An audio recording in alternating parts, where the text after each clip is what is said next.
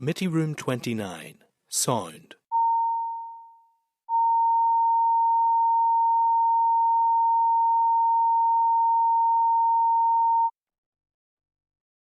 Committee Room 29, Sound.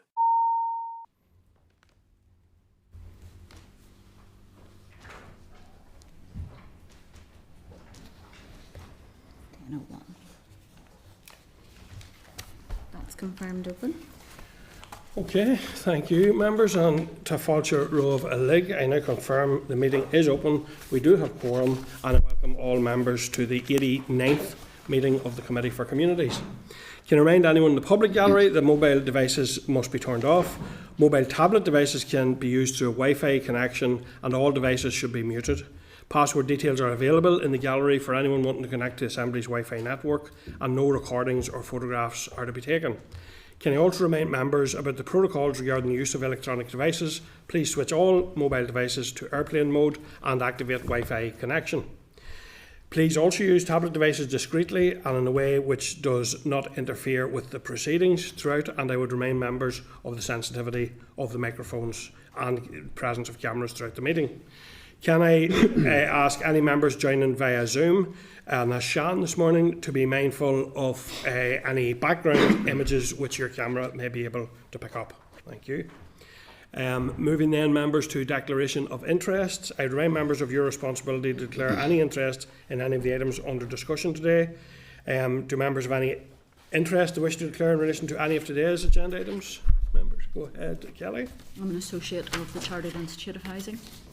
Thank you. Melissa? Here of New School na Jerica, chairman of New School na Jerica.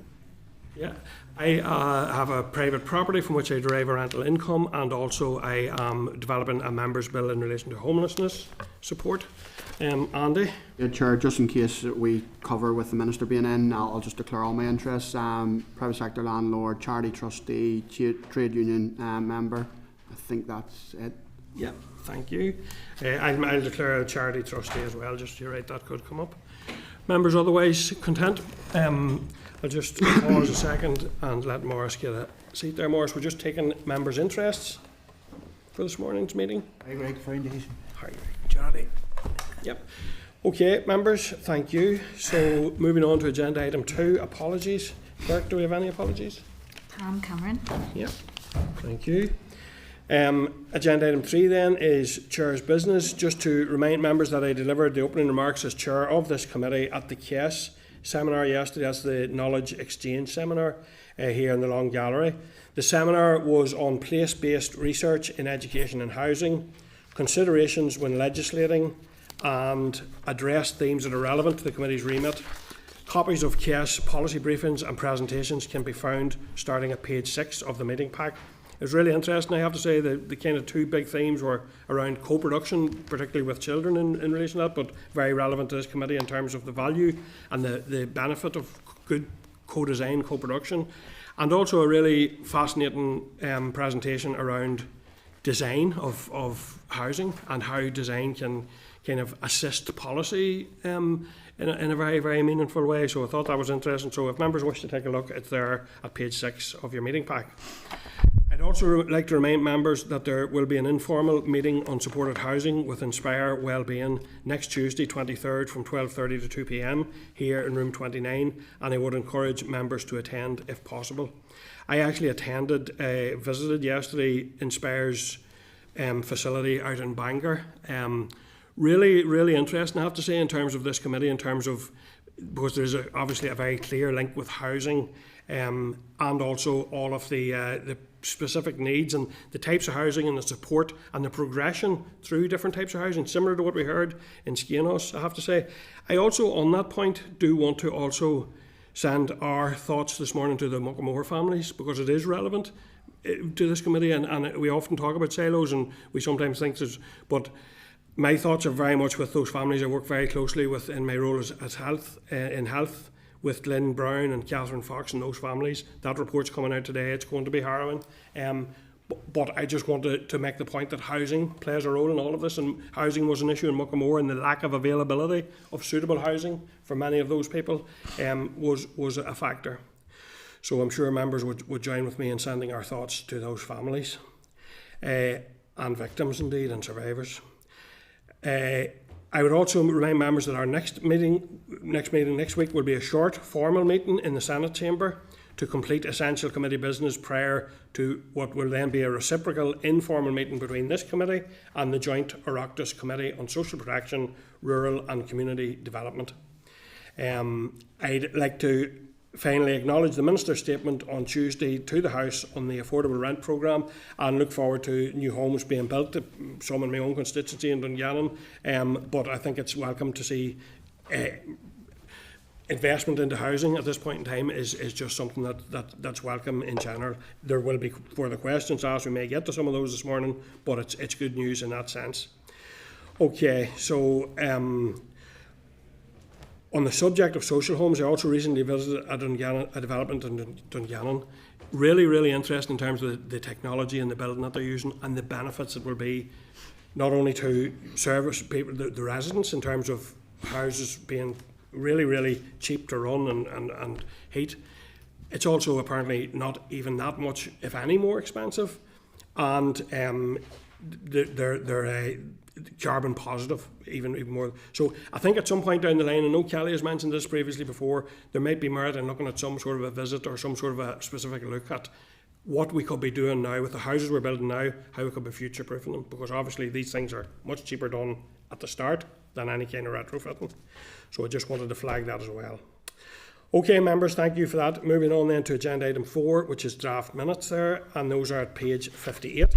Do members have any edits or amendments to the draft minutes? No, thank you. Are members therefore content to agree the minutes of 11th of June as drafted be signed by me on behalf of the committee? Yep, thank you. Okay, moving on to agenda item 5, matters arising, and members have been provided with a summary table of matters arising at page 72. We have just a few responses to consider this week, and I will ask for comments as I go through each individually from 5.2 to 5.11. Item 5.2 is a lengthy response to the Minister for Health in relation to supported accommodation regarding the Committee's request for what evidence or incidents prompted the Department's consideration of the introduction of new regulatory arrangements for supported accommodation for young people. Do members have any comments or issues they'd like to raise? No, members content. Item 5.3 is a response from the Department in relation to the place name project, advising that all relevant documentation will be sent to the committee as soon as possible, and further provides information on minority languages. Do members have any comments or views they'd like to raise? I would just wonder, could we check now what discussions are ongoing between the department and the place name project moving forward to ensure that can continue into the future. So if members are content, we seek information as to current negotiations. Okay, members are content, thank you. 5.4 then is correspondence from an individual with details of a complaint. I am aware that some members of the committee have received further correspondence in relation to this item since the pack issued. Can I suggest that I share the response from the department with the clerk and that is circulated to all members of the committee? At this point, for all members' information, it looks like the department is looking at the matter. So are members content with that? Yep. Item 5.5 is a response from the department in relation to the NI Football Fund. It contains a link to the Grassroots Facilities questionnaire. The department also offers members to meet with TNF officials on a one-to-one basis to share information or discuss specific aspects of the programme. Members should respond to the email address provided in the letter if they would like to meet with officials directly. Members content with that? And I know I certainly have had some discussion with Dungannon Swifts, and I'd be keen to maybe meet with officials to discuss that. Yeah, Chair, and I'd be keen to meet as well on behalf of the Grassroots section and also Korean Football Club. So I would appreciate that. Thank you. Thank you. Okay. 5.6 then is a response from the department in relation to the 3-year social housing development programme, following committee's request for examples of public land being unlocked for social housing and the outcome. Do members have any comments or views? Kelly? It comes back to a matter that I've raised in other committee meetings. We still don't have a mapping of those public land areas against the closed areas that Northern Ireland Water has. Because there's no point in having public land whenever Northern Ireland Water saying nothing can be built on it because it's closed capture areas and they're filled to capacity in those areas. If we could maybe write back to the department and say Northern Ireland Water has a map of their closed capture areas the department obviously knows what public land is now available. Have they mapped against that to see which ones are public land is actually viable? We have sent a letter out from last week's meeting. Yes. The letter has gone to that effect. Yeah. There was an infrastructure response which shared a link to all areas but confirmed there was no dedicated maps. We've gone back to ask if a map can be developed based on the DFI information. Yeah. Because another part of that, Chair, is the developers' contribution scheme is a voluntary based one. So it may well be voluntary based, but what that means is the richest get access to the building because they can afford to put in the underground structures. On the back of that, I think we need to be asking the Minister for Communities, has he discussed exempting all social housing developments from that system so that they are not exempting, maybe prioritising social homes in that voluntary situation to do with the wastewater issue, that the developer contributions, because we're just adding more money onto the costs of social homes and putting them further down the list if they don't pay more of that money. So it's just, if we can ask the department, have they reached out to infrastructure to seek some way that social homes can be prioritised above anything else? Members content with that suggestion? Clerk, you can add? Yeah. Okay. 5.7 then is the response from the department following issues raised during our briefing from NIFA and the sustainability of funding for social housing on the 19th of March. I wonder, should we think about asking NIFA for an update now in relation to the impact, because there has been kind of that question mark hanging over what schemes may go forward, and schemes may have been got off the ground early to avoid the new payment model. Would members be content we reach out to NIFA to ask them for an update on their assessment at present of the impact of the changes? Kelly? I was going to suggest maybe, if I don't know whether this is appropriate, that we maybe forward on the response that we've got to NIFA for their comment on that as well. Yeah, I'm content with that. Yeah, Chair, we NIFA have indicated that the autumn time may be better to come back with that, but happy to circulate this and welcome an update in the autumn if members are agreeable. Yeah. Yeah. Okay. Okay. 5.8 then is a written briefing from the Mobility Foundation regarding the changes being made to the mobility scheme. Do members have any comments or views they'd like to raise at this point? Sian? Yeah, thank you, Chair. First of all, I just really want to welcome the waiver of the administration fee for mobility users in Northern Ireland. That was something that was raised with me. It's something I've raised at committee and wrote to the Minister as well, just especially for those who live on live in border counties, to actually not have to pay that £22 just to be able to use their card across for some what may be a mile down the road. So that is a really positive thing that Mobility Foundation have come through for us today.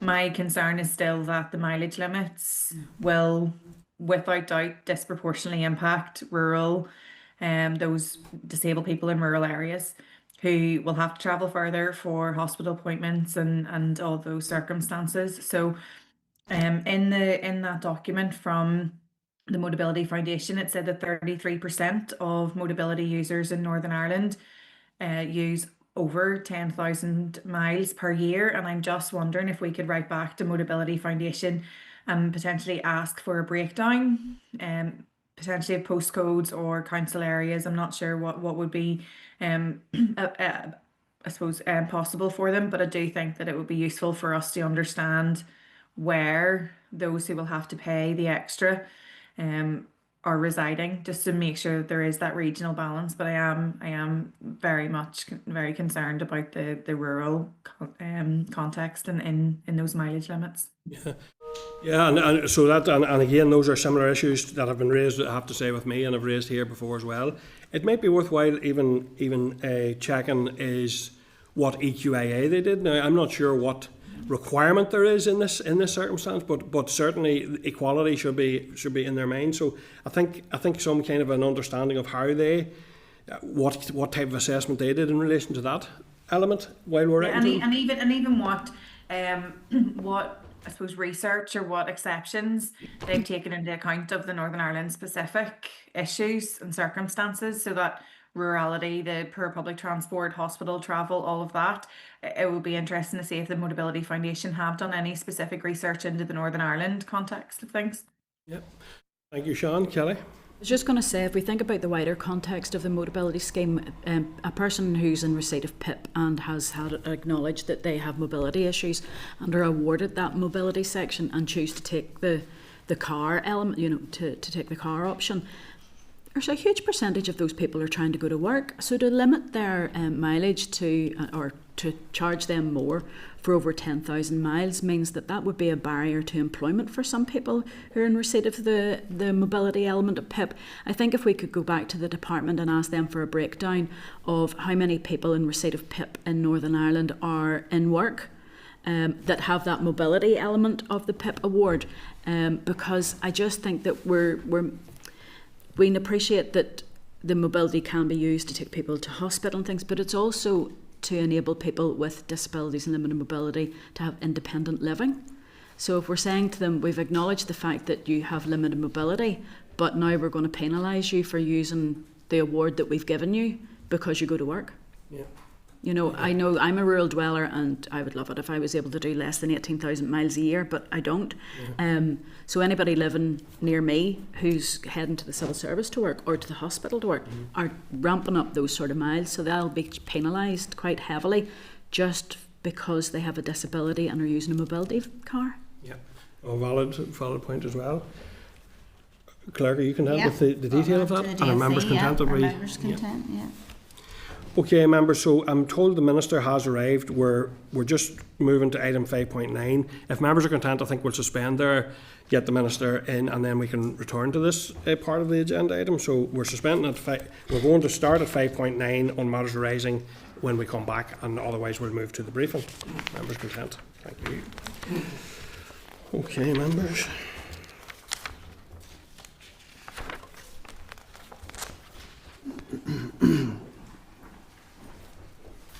Morning. Morning. Okay, members, and to Fáilte Minister and your team, good to see you here this morning for the quarterly update. There aren't any papers for the items, members. It's an oral briefing. I welcome the Minister to the meeting along with Paul Price and Ian Greenway.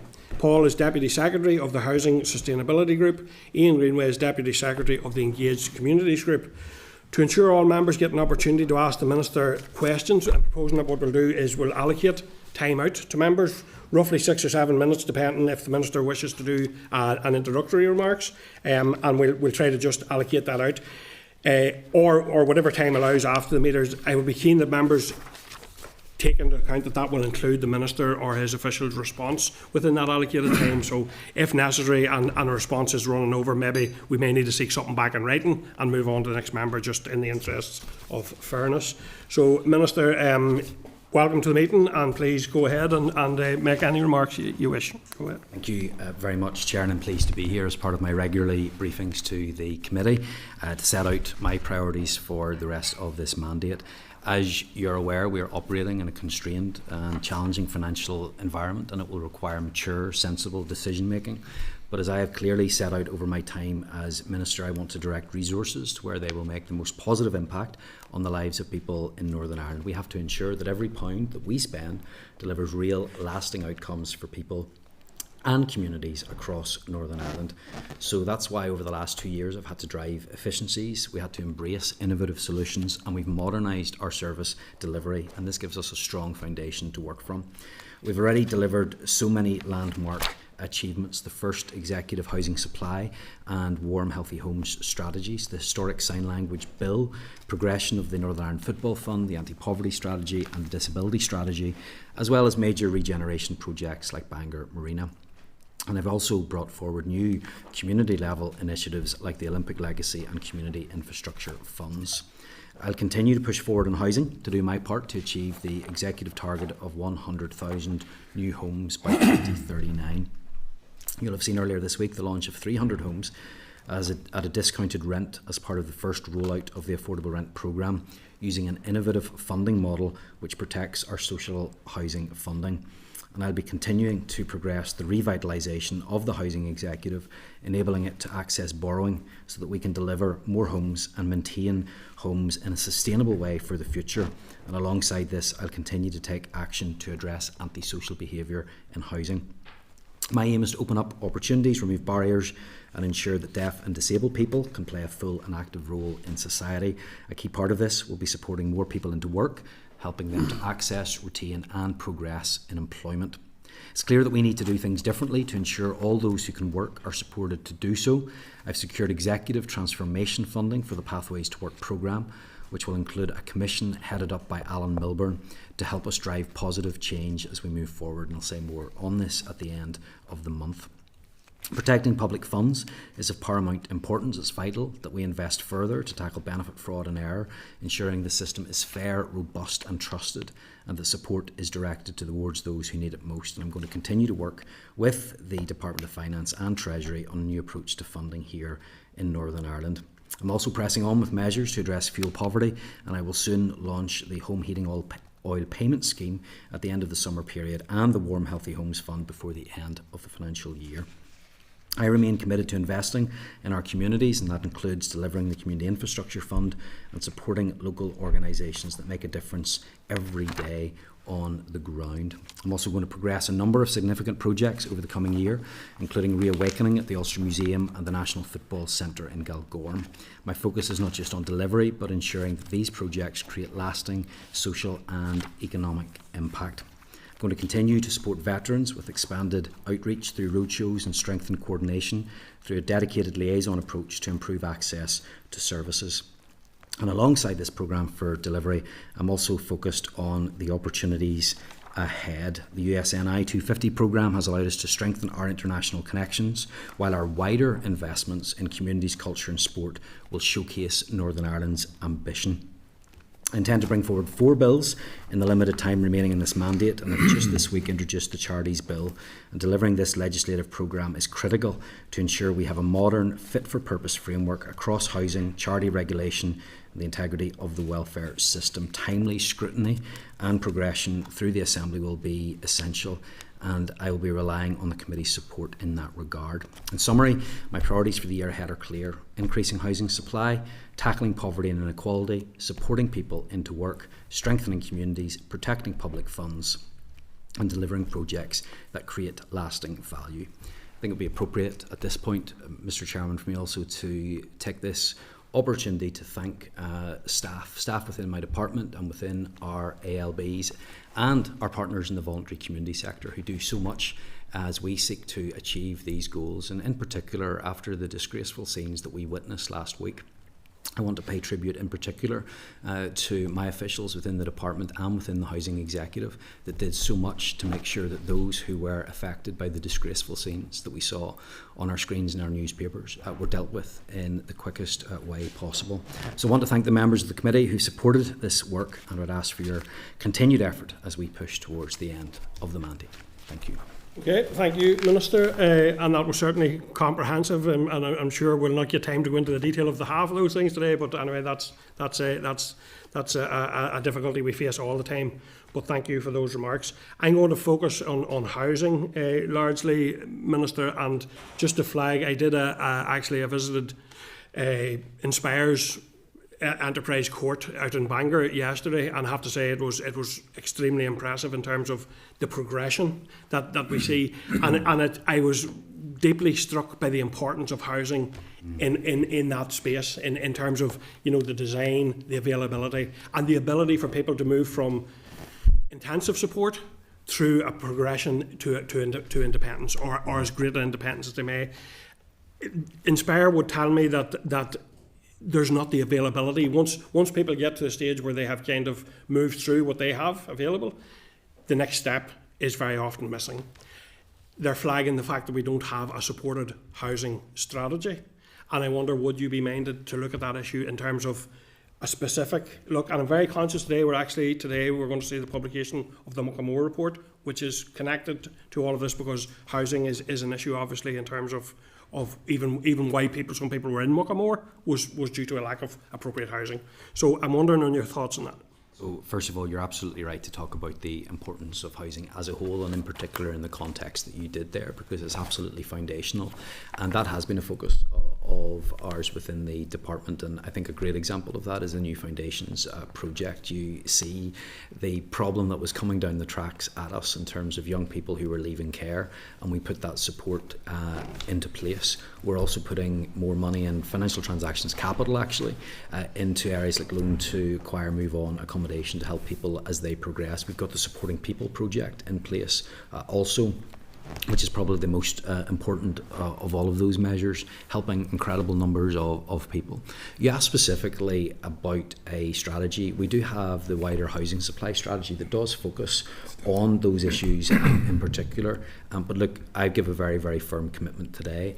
I want to make sure that we do have that support in place, not just because it's good for the individuals, which is the most important thing, but it's also better for the public purse. This is a message that I try to get out time and time again. When you spend money in the more appropriate way earlier on, it saves in terms of the human cost, but it also serves in terms of the public purse.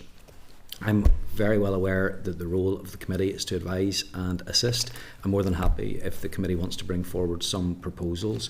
We will look at those alongside what's in the housing supply strategy. The action plan has now gone to the executive with those issues directly dealt with there as well. Paul, is there anything else you want to say? No, I think that's okay. I think there is a strategic framework for supported housing. The Minister says it is in the supply strategy and the action plan. We're happy to brief the committee on that, and of course also the related and important strategic context for the Supporting People programme, on which there was a public consultation earlier this year. Yep. So that, I think it is there, but happy to share more with you about it. Yeah, and another thing that I did yesterday, I attended a knowledge exchange seminar here in the building, and there was an issue around design. I'm only making this as a comment just to say that it's amazing the potential there is in terms of how we just design spaces, in terms of supporting people, in terms of even communities being able to see that somebody's okay, or light in the houses. There are so many things there. So that I know you're aware of that, but it's an important issue as well. And very briefly, in the housing supply strategy and what comes forward in the action plan, place, it's not just about the number of homes, it's about the location of homes, the support that's there, Absolutely. The physical environment around as well, which can do wonders for people. And I've mentioned previously, just before you come in relation to a social housing development I visited in Dungannon last week, built with not just passive home, but carbon positive.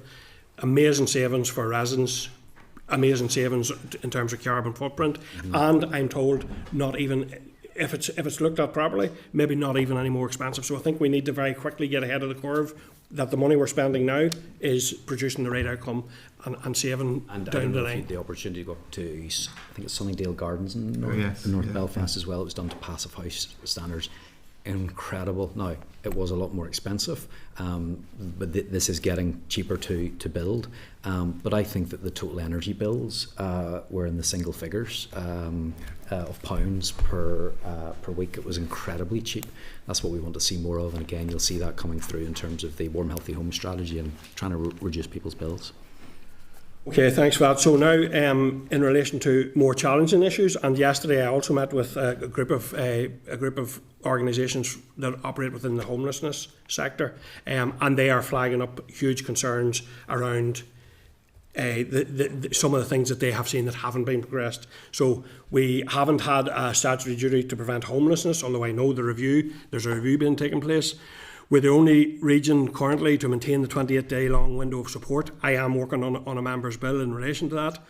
We're the only region not to introduce AWAB's law, and other regions have abolished the right to buy, and renters have significantly less protection here than other regions. Given you've been in post 2 years now and we have a short space of time left, how can you ensure, and what will you do in the next period to ensure that we can provide greater support, particularly in the area of prevention of homelessness? Well, look, I think, and you've the committee has acknowledged in the past the work that has been done by the department in particular. For the first time ever, we had ring-fenced of funding. That is incredibly important because, as I said earlier on, you can spend lots of money later on, you can spend less money earlier, and that's where my focus has been. We did get that ring-fence funding. I bid for that money. We had, you can keep me right in this, Paul, an additional 15.5 million, up from the £48 million baseline. I didn't get that in the draft budget, but I will continue to make the case for that because that's what can make the difference. So look, your proposals have come forward in particular. We're looking at all of those. I think we've shared the advice that have come from officials and some experts in those as well. But I want to get the money first and foremost. And what I have said repeatedly is that there are what I would consider two main issues. Especially when we deal with some of the most vulnerable. The first is in relation to having the supply in place, and that's why I've done everything that I can to make sure that we increase the number of homes that we have. Look at the Housing Association grant, and we put that in place, and we saw 17%, not all attributable, but despite the reduced grant per unit being put in place, we saw a 17% increase on the previous year. That was in for the last few months of last year. We're also looking at the design guide. That work will be done very soon. That takes out unnecessary extras that housing associations say we don't need. It's making it more expensive for us to build houses. Can I just, well, just to say, you have set those out, and there probably is a broad awareness within this committee. First of all, is there anything additional that we're not aware of? What we really need a greater focus on, and in terms of those most at risk, is making sure that we treat the homelessness issue as well as a health issue, because we see that I've been out on the streets. I've seen for myself those that are most affected by rough sleeping, and oftentimes the people that we had seen, because we went out together one night, the first two that we came across both had tenancies. So this is why we need a more integrated approach. That's where the housing supply action plan will come into place as well. Paul, something else you want to address on some of those policy just issues? The 28 to 56 days. Yes. We're just not sure yet that is the sort of silver bullet quick fix that it may look like. You know, and we've got recommendations in this territory from this committee and your report. We've got the NIO report, we've got the PAC report, and we've got a view from our Strategic Housing Authority, the housing executive, saying that this may be a good thing, but in and of itself, it may not. It might need to be surrounded in a wider package of legislative. Well, absolutely, and I can assure you, nobody thinks it's a quick fix. It's a move in a step in the right direction. Yes, is what it is. Sorry. But the view from us housing authority is you need to think about this in a context of a comprehensive consideration of homelessness policy and legislation. So what we are trying to do is think, how can we do that within which we could front load this question about an enhanced strategic prevention duty. So we don't disagree with you, it's just how do you do it, all right? Okay, no problem. I'm going to have to move on in the interest of time, so moving to our Deputy Chair, Cathy Mason. Go ahead, Cathy. Thanks, Chair, and Minister, thanks very much for coming in today, and Paul and Ian as well. Minister, you referenced, and I was really glad to hear you reference in your opening remarks there about the disgraceful scenes that we seen last week. What we seen from Monday night and onwards was shocking. It was disgusting, and it was actually frightening. Families were forced from their homes because of downright racist thuggery. Children were left frightened. We know the children are still missing exams in schools at the minute because they're afraid to go into their schools. Parents have been left wondering where they're going to flee to, fearing for their lives. Now, we know that housing executive staff stepped up. We know the community organisations stepped up. We know that local neighbours and residents stepped up. But there was one glaring absence. Where were you? I was doing my job, Deputy Chair, and this is an issue that your party has raised now on a number of occasions. I have to say you're the only ones that have raised this, and I don't think that it is a fair characterisation whatsoever. My position on these issues is absolutely clear. I said it in the Assembly. I was part of a joint executive statement last week. I shared other comments to the same effect last week myself. There was no justification for it whatsoever. It was wrong. It should not have happened. It is outrageous that people were treated in that way. And when it comes to violence and that sort of behaviour, I'm crystal clear on where I stand on that, and I stood with other executive colleagues on that as well. My job as a minister is to make sure that my department has what it needs in order to do its job. What we saw last week from the department, I believe, was an appropriate and right response. Minister, with all due respect, I have stated that the housing executive stepped up, the community organisations stepped up as well. Chair, I'm asking where your leadership was. That's under my direction and my control. So that happens because I made sure I was speaking. I'm sure I spoke to my permanent secretary about 10 times last week on the phone. I engaged Minister, with, did you speak Paul. to any of the families? I have spoken to people who have been affected by this, not directly those that had left their homes. I've spoken to people in the ethnic minority community who are fearful. I've spoken to members from the Indian community, from the African community. I'm glad to hear that. Yes, and I've spoken to someone directly whose business was damaged. I said to the housing executive as well through my staff that I'm available and that I would like, if possible, to meet with families affected directly. However, I would say this, I need to make sure that my staff are doing appropriate work. I don't want to take them away in order for me to do a visit or to bring cameras or whatever else. I don't want to distract from their work, first of all. I don't think anybody's asking for cameras. I know that those families would appreciate the Minister for Communities and that's to why speak I to put them that out. directly. And I had said that I was willing to do a visit and I would be willing to do a low-key visit, but I understand that for families who are maybe moving from temporary accommodation to temporary accommodation. So on that, can you give us an idea of how many families at the minute are in temporary accommodation at this minute in time? There are some figures that we're not able to give you with because of the sensitivities from MERS, but the latest figures that I have, and I don't know if you have an update on this, Paul, was it the 115? Yeah, so 115 households had presented to the housing executive citing civil unrest, 76 presentations of homelessness, and 38 of those were placed in temporary accommodation. And what's your plan now for those families? This is critical, this is urgent. Where are those families going to be placed? Where the housing executive has assessed they now need temporary accommodation, that temporary accommodation has been provided. So that provision of 37 units of temporary accommodation reflects their assessment of the 115. There's an additional number where the housing executive have, because of the people concerned, their concerns for their safety, the housing executive team to conduct the homelessness assessments have gone to where they were, to their location where they were seeking refuge, and conducted the homelessness assessments there. That's an additional number of 53. Okay. Minister, you said you had direct engagement with minority ethnic communities. What were they saying to you? What were their concerns? I don't think that you'll be surprised because we've heard from some people in the media that are affected as well, and it is fear. They're fearful about what was happening and what comes next. I was speaking to someone who was travelling and through one part of Northern Ireland to another, and they were scared simply because of the colour of their skin. That is an outrageous situation for us to find ourselves in at any stage, never mind in 2026, that someone should feel that way. And so that's why I have reached out, and I've gone back to some people as well who I was originally in contact with. I intend to meet later on today with communities that are affected.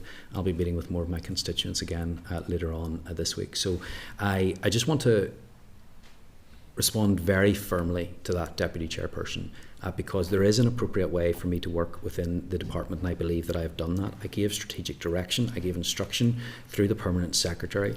I made sure that I initiated the CIFA funding where that was necessary. I ensured that the humanitarian response subgroup had what they needed as well. I got those regular briefings at the appropriate time from my officials as well, and I believe that I acted in the appropriate way. However, now is the time for us to look at the lessons learned and where we can go next. Liz, I'm glad to hear the engagement that you've had, and I do hope that you get the opportunity to meet with those families directly as well, because I know they would welcome it to know what is going forward. However, you think you have done everything that you can do, and I understand operationally that your staff and the housing executive did step up. I do, however, believe that there was an absence of leadership from yourself in condemning this outright straight away, calling for this thuggery, this racist thuggery, to stop. For those that were out on the streets, causing people to flee from their homes, I do believe that you had a role in calling that out there and then, and condemning that there and then, and asking for The it Chair, to please, stop. Minister. Mr. Chairman, I do think that's wrong. And look, I'm going to be honest, I think you're making a political point here. Minister, I there's think nothing that you're- political about sorry, children we're fleeing going to from have their to move homes. on now. There's And what nothing you're doing, political what about you're that. doing is, I think you're using It's them actually to make a disgraceful, 'cause there's political nothing point. That's political what about you are doing, Deputy Chairperson, and I'm disappointed that on such a serious issue, you haven't refrained from the temptation to try and stick the boot in. Minister, I it have clearly led- makes you I have uncomfortable, led- and if asking you What- about sorry, what racist makes me attacks what makes me makes you uncomfortable? uncomfortable, No, perhaps that's members, why the I am word. very Through the uncomfortable chair. by racist attacks, but I've absolutely no issue whatsoever operating in the correct way within my department and Okay. providing that. Do you know what real We're gonna leadership have to is, move Mr. on. Chairman? Real leadership is making sure that the department is run in such a way and that you give the instruction that what needs to be done is done, and that is what we have done. I'm going to move on now. So we're going to have Melissa, Morris, Sean, Mark and Kelly. Melissa Lannery. Fáilte Óbhaire agus fáilte Fern Foster. Minister, you're very welcome, as is your team as well. Very welcome here today. And I'm sure you're well aware that we actually met with the Irish Language Commissioner and the Ulster Scots and British Tradition Commissioner this time last week. And that the Irish Language Commissioner in particular, he was very complimentary towards you and your department for the work on that has happened, we'll say, with the Irish Language Commissioner to date. But then he went on to say too, he was pointing out to the committee just in relation to research and so on in other countries and that on the continent, that how important it is that when it comes to the defence of minority languages and the promotion of minority languages, it's essential that signage and that should be visible. He actually made the point too that in many cases that it actually led to sort of a breakdown of relationships, not a breakdown, but a breakdown of prejudices, we'll say, within relationships in other countries and so on. In other words, it was a good thing to do. And he went on to say that he believed that it was bizarre that you should have involved yourself in the case in regards to the central station in Belfast. That, and saying that it was bizarre, how do you feel about that, Minister? Well, do you believe that it's important that the law is upheld? Minister, I asked you the question. You're here. Sorry. You're here to advise and assist the committee, and I want to know whether you think that it's right that the law is upheld. The fact that you can't answer what I would say is a simple question, I think, speaks volumes around this issue. The law is very, very clear. Whether you like that or not, the fact is that issues around the Irish language and signage are controversial. And I met with the Infrastructure Minister around that. Actually, we met in this very room. And it was very, very clear, and it became very, very clear that it is controversial. It is a controversial issue. And whether or not you think it should be is a different matter. But I think everyone can agree that it is certainly something that is controversial, and as such, it is something that needs to go to the executive. I operate under and within the law, within the department. The Department for Infrastructure, under the leadership of Liz Kimmins, needs to do the same. That is something that's an important part of our constitutional agreement here.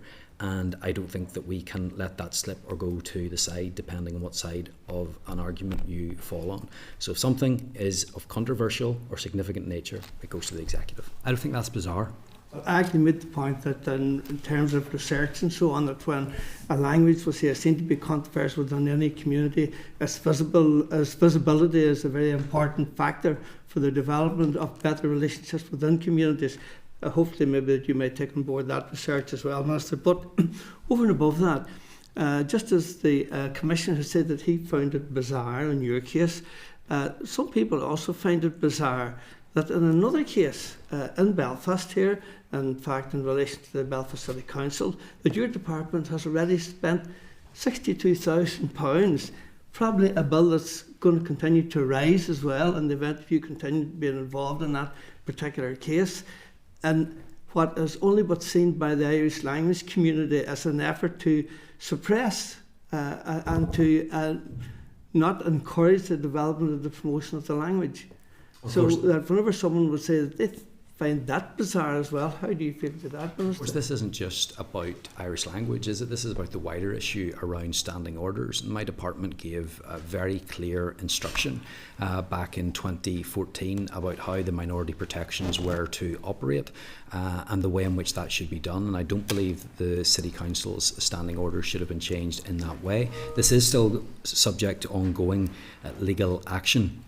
But however, this is not just about language. This is about other issues more widely to do with how those minority protections are interpreted. And I have sat and watched with wonder about how things in this sphere, the attitude of some parties has changed over recent years, and I think that it is better that you seek to find consensus on these. If you cannot find consensus on an issue, minority protections are there in place for a reason. I don't think that the law as it stands was being adhered to, and that's why it's still within the courts. I look forward to that being dealt with. And the initial judgment actually, in fact, if anything, has been fairly condemning of you and your department and your contribution to that particular process.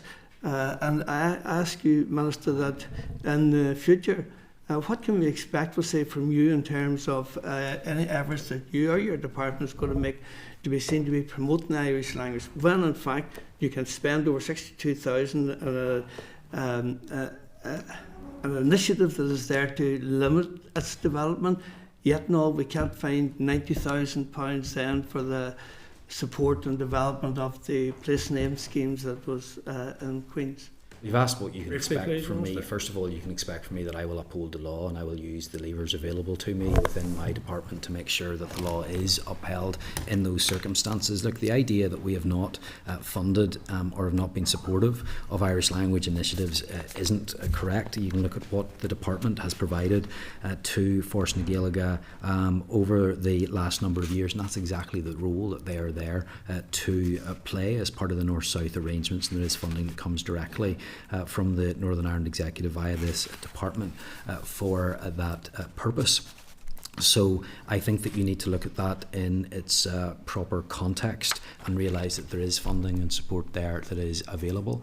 But there is, I believe, and I've said this before, a weaponisation of the language as well, an attempt to use it in ways in which I believe is also inappropriate, and I don't think it's done any favours for the language either. I've been to Irish language events. I attended an event here. I fully support.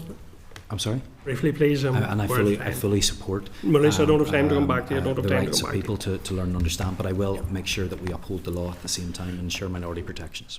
Okay, I'm going to go across to Morris then. Morris, go ahead. Thank you, Chair. And just before I ask any questions, I would like to say that rioting has no place in a modern society.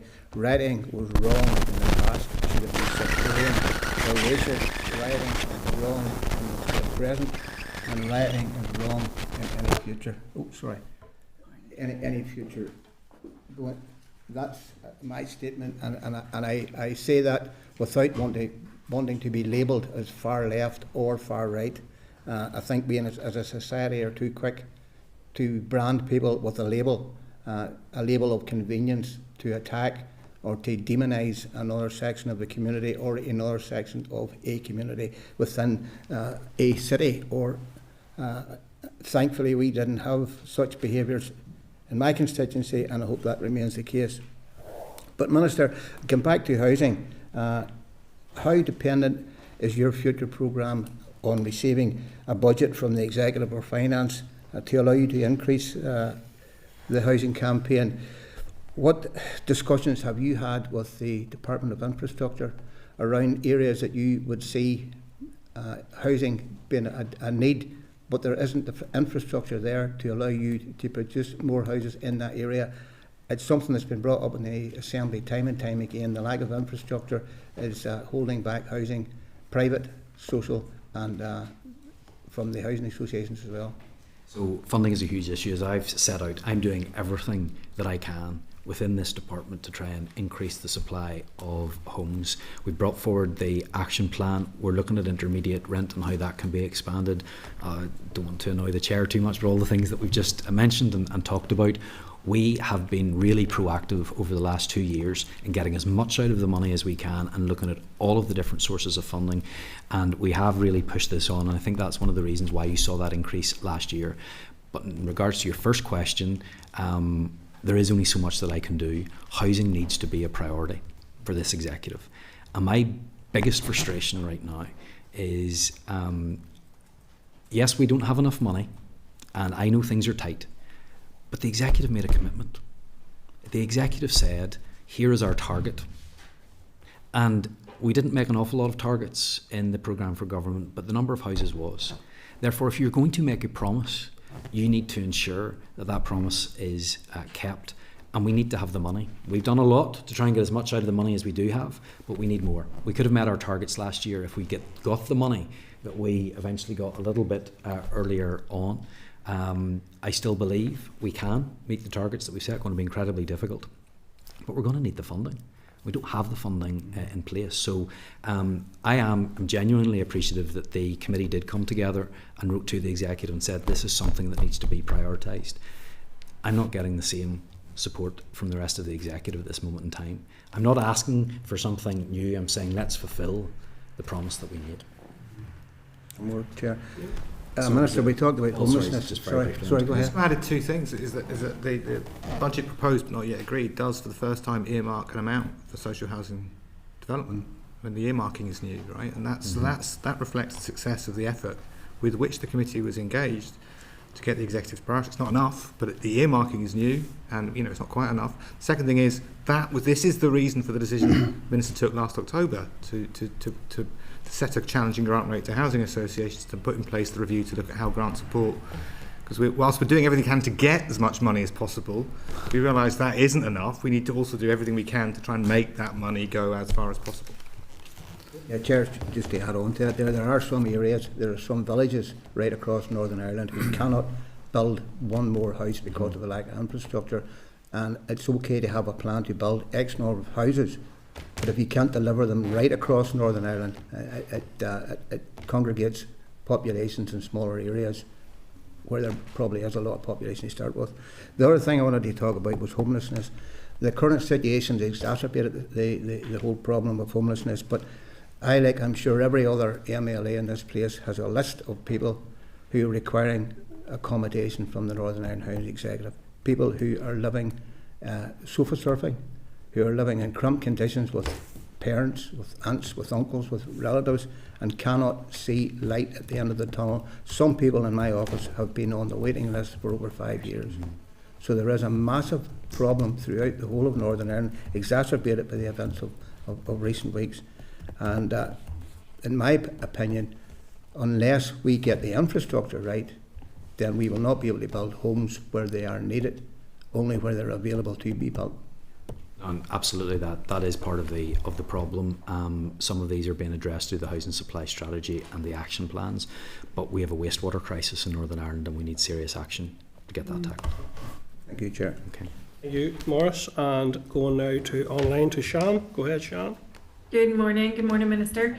I just want to kick off around safeguarding in sport. In your correspondence with me, which was really helpful, you acknowledged that where a sports organisation isn't subject to funding from Sports NI, there's really limited scope for the department to act if there are safeguarding concerns. Where I come from, that really appears to leave a loophole for clubs and organisations working with children not funded by Sports NI, who aren't affiliated to a governing body, not captured by council grant or facility use conditions. Will you accept that gap exists? And I suppose my plea today is that you'll work with the Department for Health or do something within your remit around safeguarding in sport to close that loophole and put something overarching for safeguarding in all sports organisations. Yeah, look, I'm happy to take a look at this. Oftentimes you'll hear ministers say, not technically my area of responsibility or not really a role for the department, but this is a serious one, and I think there is a need to make sure that these issues are taken really seriously. There are a few issues that are more important and more critical. So, Sian, look, I'm happy if you'd like to get a meeting. We'll be more than happy to meet with and engage with officials on this, and we'll be doing some work to look at some gaps, Ian, and make sure that if there is a role for us to play, we can do it, or if there is for somebody else, we can work with other ministers to make sure that's taken on board. Brilliant. Just really keen to see this is something that's really tangible and it's coming more and more to the fore within my own constituency and others. So really, really keen to work with you on this to close that gap. My second area then is previously the department has been involved in integration strategies in communities and that's, I suppose, the old term of community relations. What role do you see at the minute for DFC in supporting the integration of communities at a really early stage, particularly those areas that are affected by poverty, by the housing pressures, by the newcomer needs, race and sectarianism?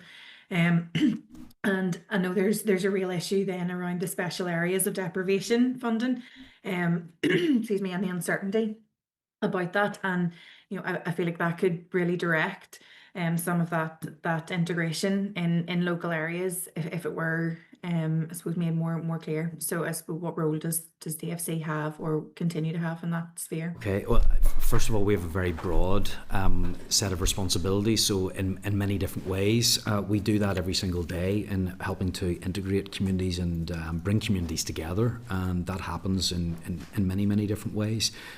Paul, I'll bring you in a second. Maybe you can talk about housing for all and the next steps on that. I know there have been some issues with funding overall, but look, in nearly every area of the department I see ways in which we do this. Obviously the big one is sport. Sport's a great way to bring people together. In fact, I'll be having meetings later on today about the work that I can do to help bring communities together to deal with some of these problems that we are facing, some of the diversionary activities that we need to have in place. Great work done by the community and voluntary sector organisations that we fund as well in that.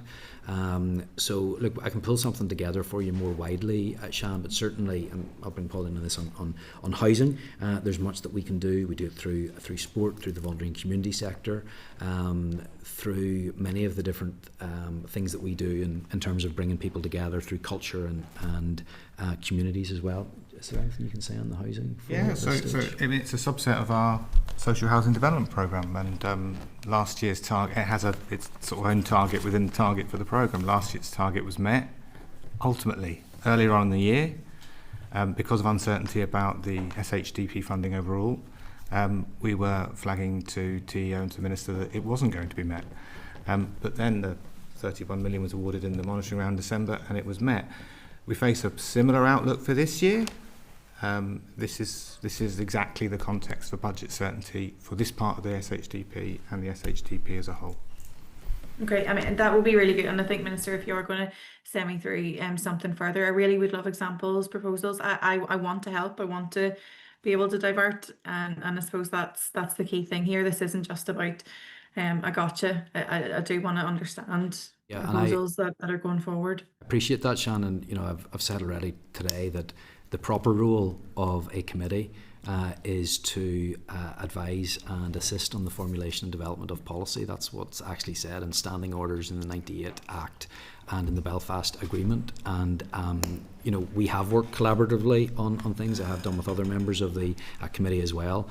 So again, as an individual member or as a committee, if you have some ideas, because Mr. Chairman, that's what I'd like to see a lot more of from the committees, even if it's short recommendations and papers that can come through. Well, even if it's you don't get to choose just 2 out of 3 in bad, Minister. We also have a role to scrutinise, and we must do that. No, that's what I'm just saying. That's what the Act itself says, Mr. Chairman. But I'm not asking for full inquiries, but it is helpful because we're very good, I think, between the department and the committee in shuffling paper and asking questions. But in terms of some firm, concrete proposals, like you did in terms of the anti-poverty strategy and the response from local councils, if you have concrete ideas, I'm here to listen. We'll implement those. We don't have a monopoly on wisdom by any means. So if that's a constructive way in which we want to engage, great. Shan, I'm up for that. I have one last one that I want to throw in is just around, and you won't be surprised, arts funding. We saw Replay Theatre have to limit their work with disabled audiences this week, which is, I suppose, both remits in terms of access to the arts for disabled people, but also that uncertainty around arts funding. Where are we? Is it standstill? There are growing concerns about real term reductions, and we're seeing it play out now. And that's a concern of mine because I've seen firsthand for many years the impact that the arts can have and how the arts actually can help us tackle some of the other pressing issues that we face in education. educational outcomes and in health as well. It is something that we have been working on, but unfortunately where we're at right now, and I believe you'll hear a little bit more from John and his team after me, is that we do not have a budget agreed at this moment in time. I have sought to increase the arts budget every year. That's becoming increasingly difficult to do, but I can assure you, and I hope I have demonstrated it, that it has been something that I want to see increased, that I have tried to increase and put additional allocation to, and it has had significant cuts when you look compared to the position 12, 13 years ago. So I'm aware of that, as well as many of the other pressures that we face, Sean. Okay, thank you. And I have to say I share Sean's concern there, and we have recent correspondence from Equity raising concerns. It's a very fragile sector, very valuable sector, but harm in that sector can become very permanent for want of an intervention. So it is a concern. Okay, moving then to Mark, please. Go ahead, Mark. Thanks, Chair. Thanks, Minister and Ian and Paul, for coming along. You introduced, I suppose, your introduction this morning, Minister, and you've alluded to it a couple of times since, was the difficult financial situation that this department and all departments find themselves in. We as a committee, and certainly SDLP as a party, are supportive of any bit of yours for more money, particularly in the area of housing. Housing needs to be a priority. I'd concur with you on that. But you've spoken also of your desire to raise the budget for arts, which is, again, I'm sure we as a committee and all parties will support. We hope we see a budget come forward soon. We're supportive of the Executive's negotiations with Westminster for more money for the Executive. But should the budget not be agreed by the end of next month, where does that leave you as a department in terms of a 5% cut? What contingency planning is the department doing, and have you already identified where and how, we hope it doesn't come to it, but where and how that 5% cut would be made? Well, first of all, we need to get a budget. We absolutely want one in place, and ongoing work is taking place between the Executive and the Government around this. It's not a satisfactory budget that we have. I do believe there are many areas in which we can do more, in which we can save money, but I believe those are over the longer term. I believe that to bring in the efficiencies and to do what needs to be done cannot be done in one single year. So I think that the meetings that take place with the Treasury will reflect that, and I think there needs to be some realism. We want to get onto a stable financial footing, but you can't do that. You can't fix your house while it's still on fire. We need that stabilisation first, and then we can make the savings that need to be made. We don't have an agreed budget, but we are taking forward contingency planning to ensure that we would be prepared for all scenarios. We are looking at budget saving measures that can be put in place. You know that I have put a high priority on making sure that we're as efficient as possible. We're using our resources in the right way. We're constrained as a department because of the spend that we do have. It is in areas that can't easily be rolled back. So there will be a lot of considerations that need to be made. We're going to continue to monitor our financial position, identify opportunities to minimise expenditure, and work towards ensuring that we are in a better financial position. But ultimately, the budget that we have got in place isn't sufficient. And look, we've taken a good look at this. There is no low-hanging fruit anymore. We've made considerable efforts at efficiency over the last couple of years, but what we would be asked to do would have a significant impact on people in Northern Ireland, and that's why I'm not prepared to agree to a budget that would cause that harm. Okay, we welcomed your statement to the Assembly during the week on the intermediate rent and progress that's been made there. One thing that you said during your statement was that there are currently 6,000 or over 6,000 social homes under construction across the north, and I'm not disputing that claim. However, someone looking at the number of starts that we've seen over each of the last 3 or 4 years, say, will wonder how we got to that 6,000 figure that's now currently under construction.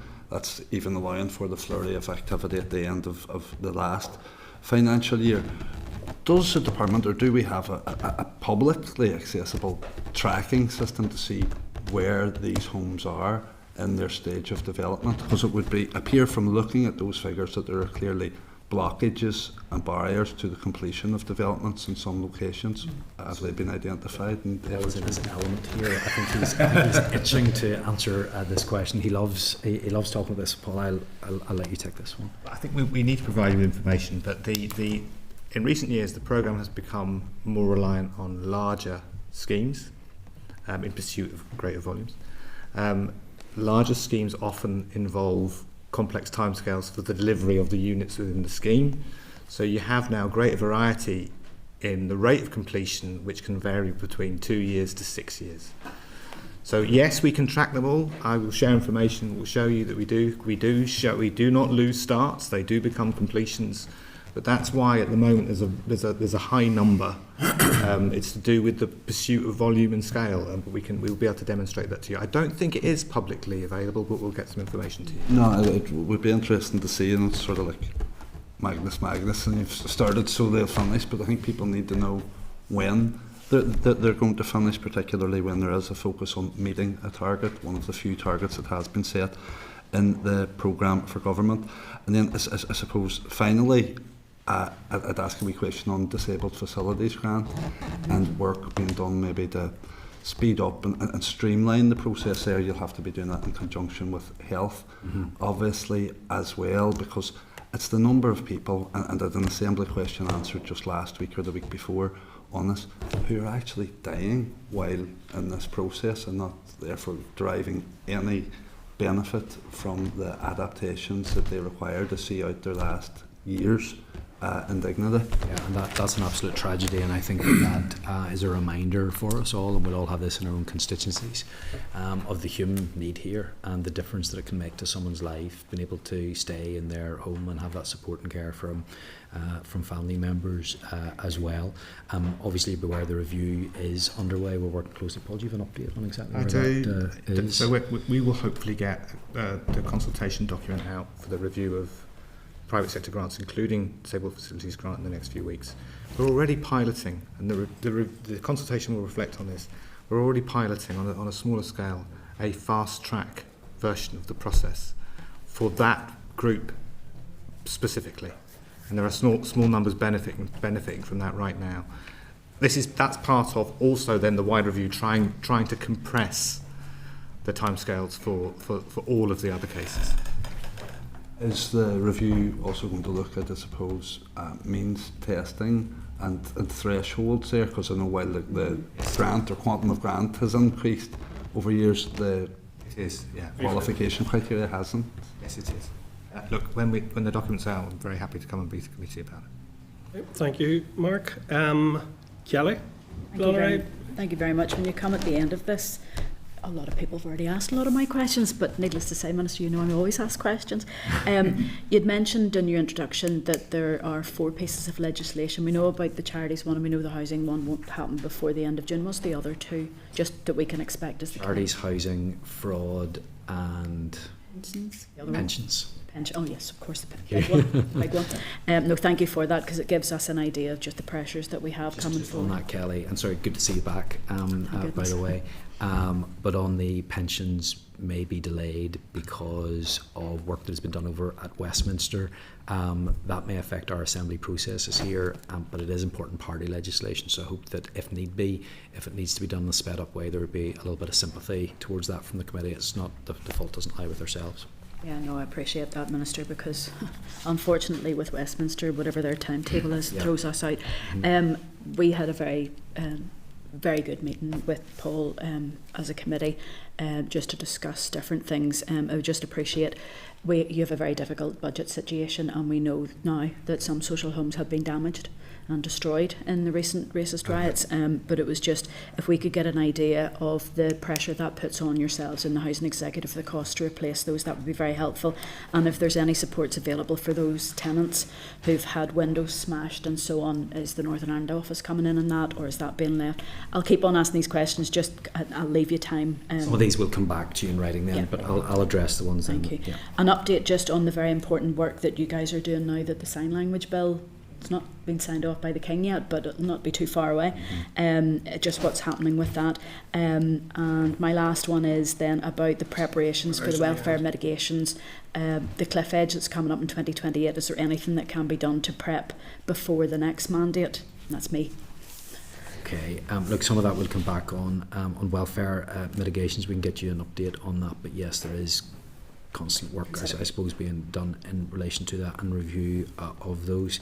Ian can mention sign language work a little bit, but I've had some fantastic engagement over the last few weeks. I was invited by Pam Cameron, who brought me along to an event with a number of deaf people just a couple of weeks ago in her own constituency, and we've had a few ideas coming from that about how we can ensure that there is constant contact with groups, and we're making sure, because I do not in any way believe that once this bill becomes an act that that's it, there's no more for us. Absolutely not. And I'm committed to making sure that we continue to ensure that the bill is just the start, but there is overall better provision. So I'm going to be setting up a series of consultation events where we can continue to get in contact and see what needs to be done next. That was always our intention anyway, with some of the comments that we've made whenever the legislation went through. Is there anything else you want to say on implementation at this time, Ian? Yes, Minister, thank you for the question, Kelly. We do await the King's royal assent, so it is still a bill. We ended the Minister's speech at the last minute. I'm still waiting for that. I guess the key elements are, in legislative terms, a number of statutory rules need to come forward. One, to prescribe the relevant public bodies. When that is done, but not waiting for that, we then need to get the guidance done, and that's both statutory guidance and best practice tips and hints, shall we call them, and keeping those things separate so we don't have statutory process around best practice tips and hints. The other strand that is going on, and will probably be consulted on together to try and reduce the confusion that can be caused from multiple consultations, is the sign language framework. In effect, the sign language policy. We're not going to change the name because it has had that name for so long, but we need to consult on that. Wrong order, but we didn't want to hold up the legislation to move on the policy. That will become has become part of the Heritage, Culture and Creativity Framework, very much recognising sign language as a cultural artefact and linguistic artefact. So it will have a framework within which it sits, but it will still have its place, and it will still be called a framework because we've used that term for so long. We don't want to confuse. So Tommy and his team are not letting up, and there will be, I would expect to see stuff with you well before the end of this mandate in terms of some of the secondary legislation. Thank you. Okay, thank you. So, and you're coming back to Kelly with some of the other information. Okay, so moving then to Andy. Go ahead, Andy, please. Thanks, Chair. Minister, can I firstly start by saying, because I know there's been some difficult challenges within the committee, can I say that I appreciate your willingness and eagerness to work collaboratively. You have throughout your tenure engaged with me positively and have been receptive to anything that I've brought to you, so I do appreciate that. You'd mentioned in your opening remarks the Warm Healthy Homes Fund, and I think if I remember rightly it's 150 million. Where are we in terms of that fund, monies that are going to be earmarked for that? I know you were engaging with executive colleagues around the allocation of funding, and obviously we've got the challenges around agreeing a budget, but where are we on that fund? So still to be determined. I have to get the money from the executive. I haven't got that yet. Look, we're obviously still going to public consultation on that. That's going to close on the 19th of August, and we're also going to be holding stakeholder events in Belfast, Omagh and online as well.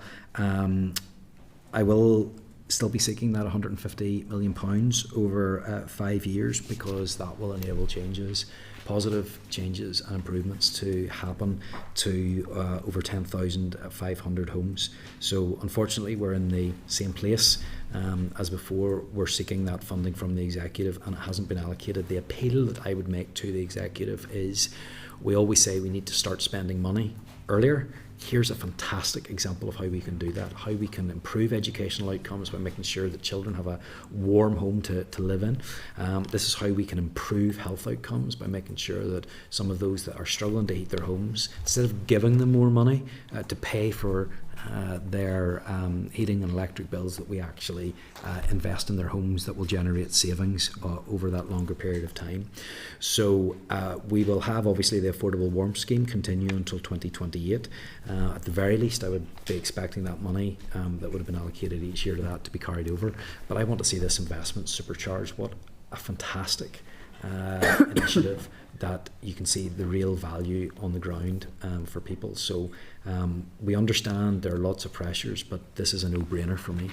Yeah, and you just highlighted there in your remarks the cross-departmental nature of it, and of course every department, every party will be arguing for funding for their respective ministries. What has been the response to date from the Finance Minister and wider executive to the allocation of 150 million for the fund? I've had no response from the Finance Minister on this. It has not been agreed to. It's not part of the draft budget. That's why I would not accept it.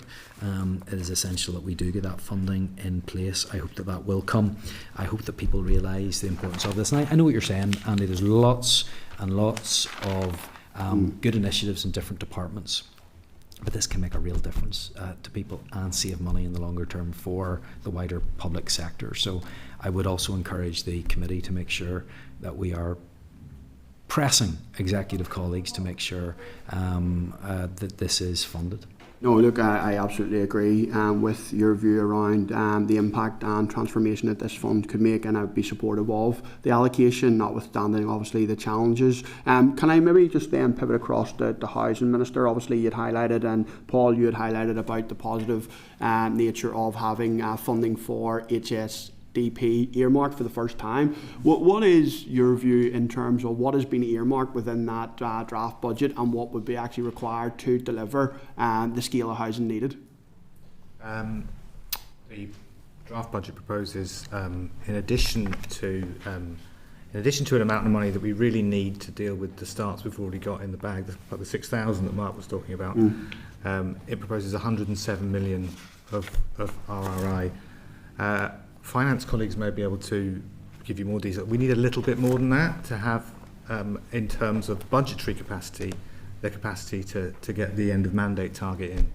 Okay. I think it leaves us maybe 15 to 20 million short. Okay, and I'll touch with finance on that. They'll probably be able to share more detail. Minister, you'd mentioned the 17% uptake in terms of social housing delivery, and you'd mentioned, and there obviously has been concerns raised by housing associations in relation to the challenging landscape that they'll have around the grant award. You'd mentioned that obviously not all of that 17% could be attributable to the change that you'd taken forward. Is there any way for you to desegregate what you believe is attributable to your change in grant? No, that's very hard to do because there are so many different factors at play in regards to the number of social homes that you build. Much of it will be down to the funding that we received, the additional funding that we were able to put in place. But there were warnings that this would almost cause social housing construction to dry up altogether. That's not what's going to happen. Here's the important point that's often missed though. This was not just about us taking with one hand expecting them to do more. We're working in partnership. From when I came into office, housing associations were saying to me, we can build houses more cost effectively. There isn't need for homes to all be built to the same standard. We can do this more cheaply, for want of a better word. That's why we've got the design guide review in place. That is a significant sum of money that you will be able to save, and it may only be maybe 1%, 2%, 3% per home, but when you add that all up over the number of homes, it does give us that little bit extra, and those extra few houses each year will really make a difference. You can't say whether any of that 17% is attributable to the changes you took forward? You can't say specifically within that period of time, but I think is it fair to say, Paul, we'd have a better picture once full years are in place? I mean there is a big chunk of last year's output was on the old terms, but then there's a significant minority that is on the new terms, right? And within that significant minority, we yielded a number of houses that that we would not have had on the old terms. Okay. I mean, it would be small because of the proportion within last year's programme that was on the new terms, but it will be bigger next year. Okay, so you're confident that we're not going to see the warnings materialise that housing associations conveyed to us? Well, we are confident. Well, with their participation certainly in these two reviews, we should have a proposal that in both of our terms maximises the amount of houses we get for our grant, make sure they're really good value in terms of design.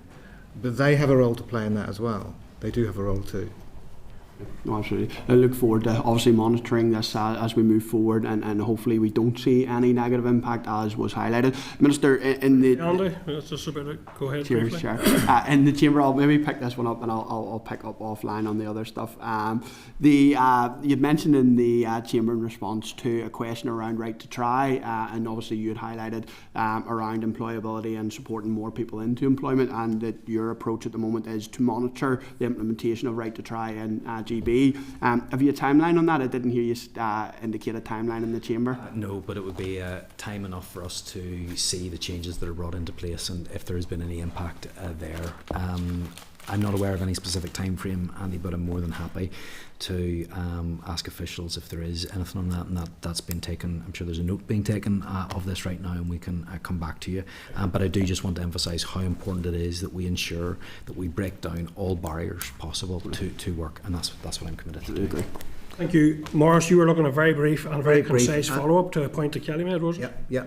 Thank you very much, Chair. Minister, just around, could we have an update, if not now, maybe in writing, to benefit fraud and the economic inactivity? And I asked that question because my own area is one from the bottom in terms of economic activity. Yeah. So perhaps if you could give us a rundown on what your department's doing to address the benefit fraud and also address the lack of activity. We're happy to update you on the benefit fraud and show you the impact that is having as well. Really important, but even more important than the benefit fraud is £340 million. It's a massive issue, but even more important are the economic and activity rates in Northern Ireland. We need to deal with them. Look, that is the single biggest challenge I think that we face as a society, is our economic and activity. And I don't say that lightly. I say that because they are massive sums of money that we're talking about that is being required to keep people as they are now. We should be investing money into getting people better and getting them into work, or helping them with their conditions so that they can move into work. This is one of the biggest challenges of our time. And that's why we don't have the economic growth that we need in our society. And we get that economic growth, we can properly fund our public services, and that goes to the heart of our challenges. And I'll work with anyone in the committee to progress that, because it is one of the most important issues that we face. We are having people that are languishing on welfare. I was on the radio just a few weeks ago and I said I wanted the welfare bill in Northern Ireland to be lower, and I don't think the radio presenter could believe that I was saying such a thing, because that's not what politicians do. Politicians trip over themselves to show how compassionate they are. But what we actually need to do, if you really care about people, is give them the tools and support to get into work, because it's other people that are taking the burden of that. Thank you, Chair. Thank you, Minister, and thank you, Paul and Ian. Appreciate your attendance today, and we look forward to picking up again with you in due course. Thank you. Okay, members, anything there in terms of follow-up action that members wish to flag up at this point in time? Go ahead, Kelly. Could we maybe, now that we know the 4 pieces of legislation, could we maybe revisit our timetable just for ourselves on what amount of capacity we're going to have for consultation periods and things like that? It's just, if we're not getting these other, if we're not getting them until to come back to the committee. Yeah. I'm just worried that it's not through our fault that we're not getting it. Yeah, and I did note the Minister mentioned looking for committee assistance. However, some of these bills have significant impact and they will have to be properly scrutinised. The Minister could have brought them earlier. I mean, I don't think we can. We'll look at when they come and what's involved, but I mean, some of them will require proper scrutiny, and that has to be factored in as well. So we just can't rush everything. Go ahead, Mark. Just, Chair, in terms of the point I'd there around the tracking of the progress or otherwise of social homes under construction. I think that's important for all our understands, because I think currently under construction, the Minister actually understated, he says over 6,000, I think it's over 6,500 are under construction, which is probably the combined total of the last 4 years new starts. So people ask, how long does it take to build a house? I know it's not that simple, but people, and it'll help us identify where the barriers are and exert pressure on those relevant. I think that'll be useful. I think Andy's point too, in terms of keeping a very close eye on the impact of that change to the Hague, is a really crucial one for us to keep, because the sector are flagging concerns there. Members content with those actions so far? Actually, just on that last point you make, and obviously Paul was very clear that there is a small minority within the latter end of the programme that is attributable to the grant change. Could we maybe, in our correspondence with housing associations, ask them if they would concur with that assessment? They have said they think they'll be better able to advise in the autumn in relation to that. But that's fast approaching. It's just that the department are saying in relation to that small number of homes. Obviously the department feel that they have that data just to see if they. I know they maybe in the autumn be able to give a more fuller answer around the wider, but the department's clearly said that they feel within that small number of homes. Even with coincided with 29 million in the monitoring round, that you got the starts anyway. Well, members content we seek that? Just a wee point, and it's something that Kelly and Shan brought up. If we could ask the department to map out where they see the deficiencies in their housing policy because of the lack of infrastructure, that could be added on to the earlier question from Kelly and Shan. Around the mapping? Yeah. So I suppose once we have the map, then you can cross-check the pressures. I was going to say that it's to do with keeping that going, because the Northern Ireland Water, if they get money, it fixes an area and then it can be built in. But my concern is, one of the barriers is, when I met with housing associations, they get the permission from the housing executive to build the houses, and it's maybe 2 to 3 years before they put the shovel in the ground, because of planning, because of Northern Ireland Water, because of all of those delays. So the majority of those homes that are under construction were planned maybe 4 years ago. So I think we need to be careful. So those pieces of information may be able to be pulled together to get a better picture of what's going on. Okay, Melissa, are you looking? No. Members otherwise content? Are you content, Clerk, with the detail of the requests? Okay, members, thank you. So we're going to move on then, with your permission, members, to agenda item 8. We'll come back to those matters arising at the end of the meeting. We'll move on through our briefings. So agenda item 8 is a finance update from oral briefing from the Department for Communities. The relevant papers, members, for the agenda item is at page 177 of your pack. So I would now like to welcome to the meeting the following department officials. So we have John Greer, who is Deputy Secretary of the Corporate Services Group, Cathy Sands, who is Finance Director, and Olga Began, who is Finance Director also. John, I think it's yourself going to make an opening statement, if I'm right, and then we'll move to questions from members. Thank you. Thanks, Chair, and thanks for the opportunity. Chair and members, in normal circumstances, this would obviously cover our departmental outturn for the last financial year in the June monitoring position. So in the absence of a budget, obviously there's no June monitoring round, so we're going to briefly cover the provisional outturn, which is positive, and then obviously I'll give you a brief overview of exactly where we are in the absence of a budget and how we're operating under that. On the positive news, the 25-26 budget, we have 930 million of resource DEL, 272 million of capital, 31 million of financial transactions capital, and 10.8 billion of annually managed expenditure.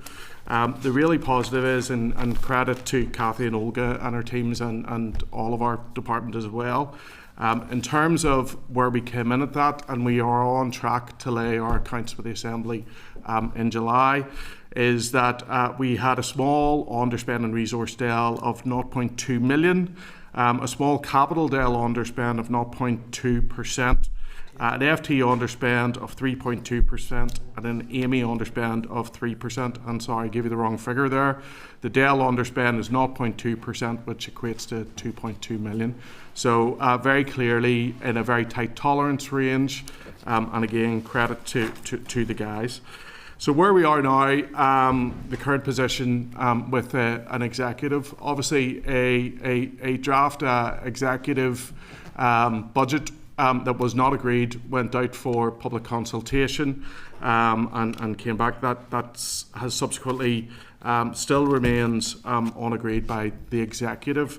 Obviously within that draft budget that went out for public consultation, that provided significant pressures for the department and broadly would have meant that we would have been operating with essentially what is a flat, almost flat budget, But when you take in inflationary pressures such as pay awards and general inflationary increases, it would have meant a degradation on the department's budget position.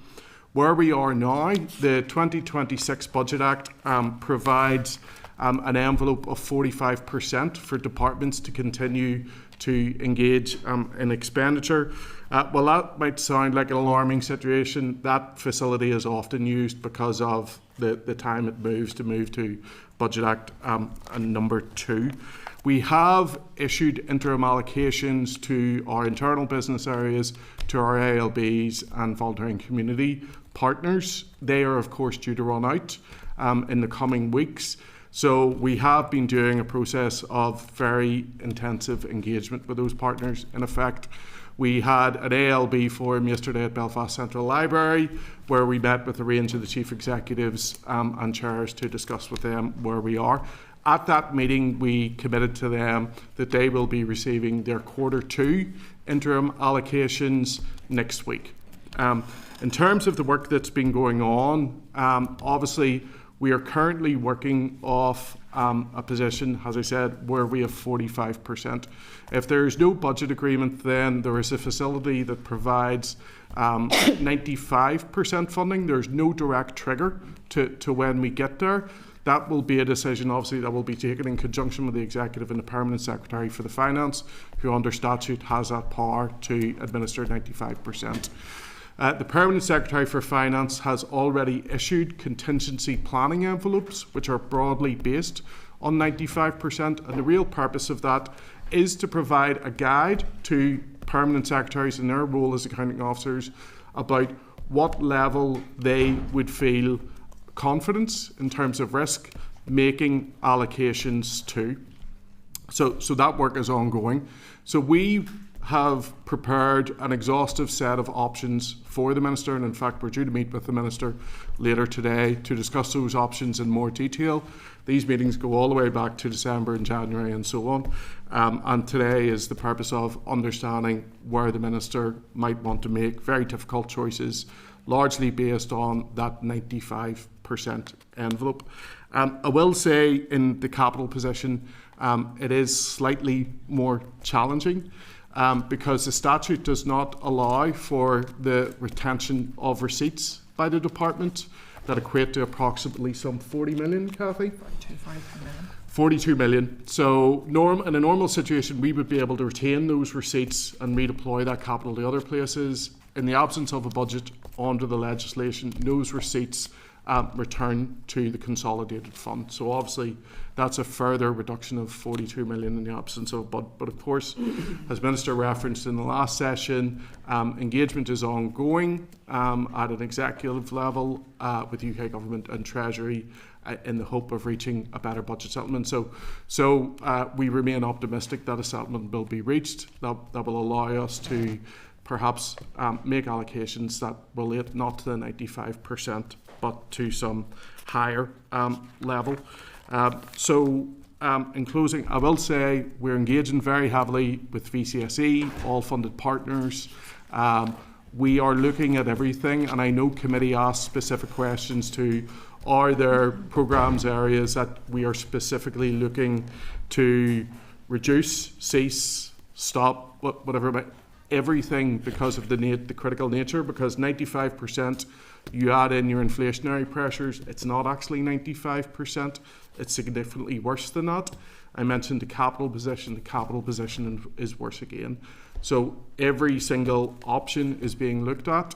The principles that we've operated on, and I believe I reflected this in a previous briefing to committee, is where possible, absolutely try to minimise the impact on public services and programmes as much as possible. We as a department are taking a very stringent review on all expenditure, GAE, staffing, overtime, agency. We've already taken some decisions in those areas, given what we know at this stage. Obviously, as much as possible to try and reduce the impact if we do operate on a 95% budget. So in a very long-winded way, what I'm saying is we have not selected any specific area or programme. The Minister has a set of options looking at stopping, staged reductions, and so on and so forth. And obviously we're having a conversation with the Minister later today about that, but there are no easy decisions based on the 95% for all I've said on the revenue or the capital side. Thank you. Happy to take questions, of course. Okay, thank you, John. And I suppose before I get to my first couple of questions, can you talk us through that 324.3 million annual managed expenditure underspend, that AMI underspend? That seems very large. What's that? So typically what that will be is we would submit through general forecasting what we expect to need from Treasury in the form of benefit payment. Obviously in a budget in excess of 10 billion, if a forecast is out, typically we aim to be in a tolerance level of about 3%. But if you're even out by 2 or 3%, it results in a big number, like an underspend of the 300 million. All of these activities are demand related, so it will just be the difference between the actual demand and the forecast that was submitted to Treasury. But obviously we don't retain any of that funding. That funding all goes back. Well, are you saying at this point in time your modelling is predicting that amount of a reduction in that budget? I'm going to bring Olga in because she... Yeah, when we do our forecasts, we would deliberately have a bit of buffer because obviously it's demand-led, so it's not 100% accurate, of course, our forecasts. So, I get that. So yeah, we would expect to be a couple of percent under then by the end. And what's different? Like, is there anything different, or is this a typical value in terms of an annual, or is this linked to universal credit migration? Is there something different that's leaving it at this level? No, I mean anything under 5%, 5% is our really target tolerance. Anything over 5%, that would have to be explained. But anything under 5% is deemed normal for this. So yes, we do even towards the end of the year have a bit of buffer deliberately, so that we are not short. Yeah. Okay. Okay, then in relation to last year, there was a very small underspend in resource del. But you're saying now the 2026-27 contingency envelope falls significantly short of requirements. Can you explain what has changed materially between the 2025-6 underspend position to the 26-27 planning position that's identifying significantly short? What has changed there? There's a range of drivers, but the primary thing will be your salary costs. I mean, we have to build in for all the pay and progression requirements across the department, all of our ALBs. You will have the contractual built-in inflationary increases, so that's leading to somewhere in the region of 40 to 50 million of inescapable pressures for the department. So I think it's just important to qualify that. So the underspend of 2.2 million will be down to anything from a programme that is demand-led underspends, or it could simply be that a recruitment exercise didn't deliver people. The department has been living, as you know, with more than 2,000 vacancies for some time. Now we're doing a review of all of those vacancies currently, so there's typically underspend in the salary line.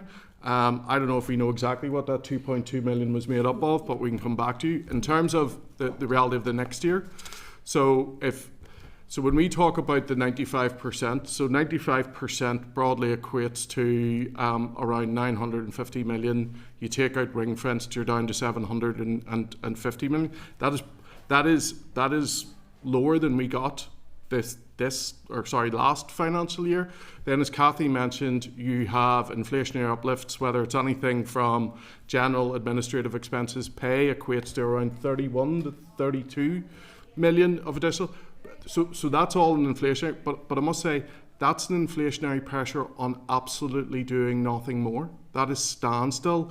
Within our budget request to DOF as part of the multi-year budget exercise, we had more than 200 million of unmet budget bids. So that pressure is just on what is in the draft budget. It is not considering all of the other things that we would like to do, some of which was mentioned at the last session, such as the disability at work strategy and funding, so for those. Okay, thank you. I'm going to go to members then, and we'll see where time takes us. I might come back on one or two more, but I'll go to members now at this point. Kelly, go ahead, and then I'm coming to Morris. Thank you very much. Not a very easy place for you to be, and I'm so glad that my other half no longer works in the Department of Finance. But can I just ask, have you estimated when communities will reach the limit of the authorised amount from the voting account? So In terms of the Treasury function, that's managed centrally by Department of Finance, but Cathy and Olga, our team, obviously submit regular returns to that. That's being monitored almost on a daily basis. I think it would be prudent for me to tell you that I do not see any risk that essentially we find ourselves running out of cash, because when that position starts to loom, I would hope and I would expect that is when the Finance Minister will engage with executive colleagues to initiate then the allocation of the 95%, which will then provide, although a limited cash flow, it will provide cash flow for the remainder of the year. It'll not be the Minister for Finance that does that, it's the Permanent Secretary of Finance. My understanding is the statute says it lies in the absence of a budget with the Minister of Finance, but the Permanent Secretary does it, And the 95% isn't 95% of communities' budget, it's 95% of the total Northern Ireland budget. So communities could get 100% or it might get 80%. So, but that's what I was wondering. Have you had engagement then with the Department of Finance about the unescapable pressures that you have and the amount that you would need to have authorised by the Permanent Secretary and Department of Finance under the Section 59 of the Northern Ireland Act and Section 7 of the Government Resources and Accounts Act?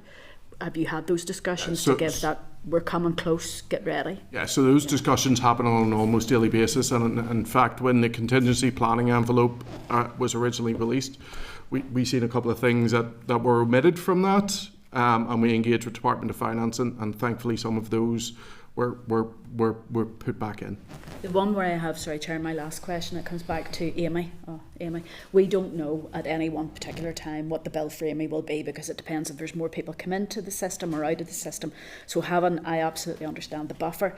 My problem is that if that discussion with the Permanent Secretary and Department of Finance says, and I'm just picking a figure out of my head, we need £100, and that includes our Amy expectations, but something happens and Amy bill is through the roof, that comes off our resource deal, doesn't it? It limits down the restrictions then. So I'm just thinking, I know it looks like there's a buffer now, but there's school leavers coming up, there's different things happening, and that benefits cost could be higher. Are you building in even more of a buffer there?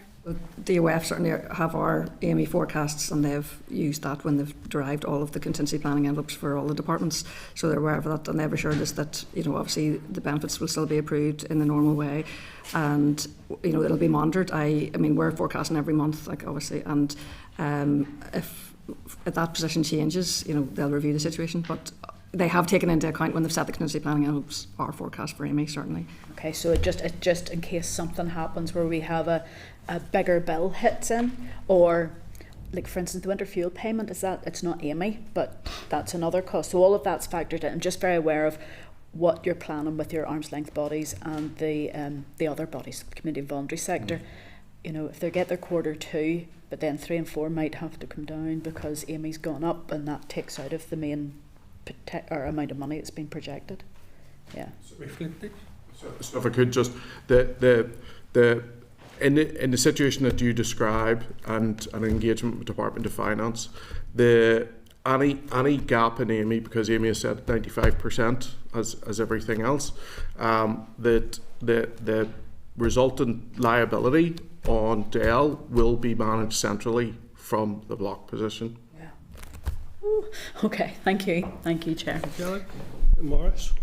Thank you very much, Chair. And I'm going to ask a simple question, which will probably draw a complicated answer. But thank you very much, John, for coming along with Cathy and Olga to the committee. When there's an underspend, can that underspend not be allocated to emergency things like, what I have down here, maintenance, adaptations, or community programmes, or even solar panels for some houses? Can that underspend not be allocated in the short term to programmes within the department? Morris, it'll obviously depend in terms of where we are as to whether it's ring-fenced or earmarked or non-ring-fenced funding.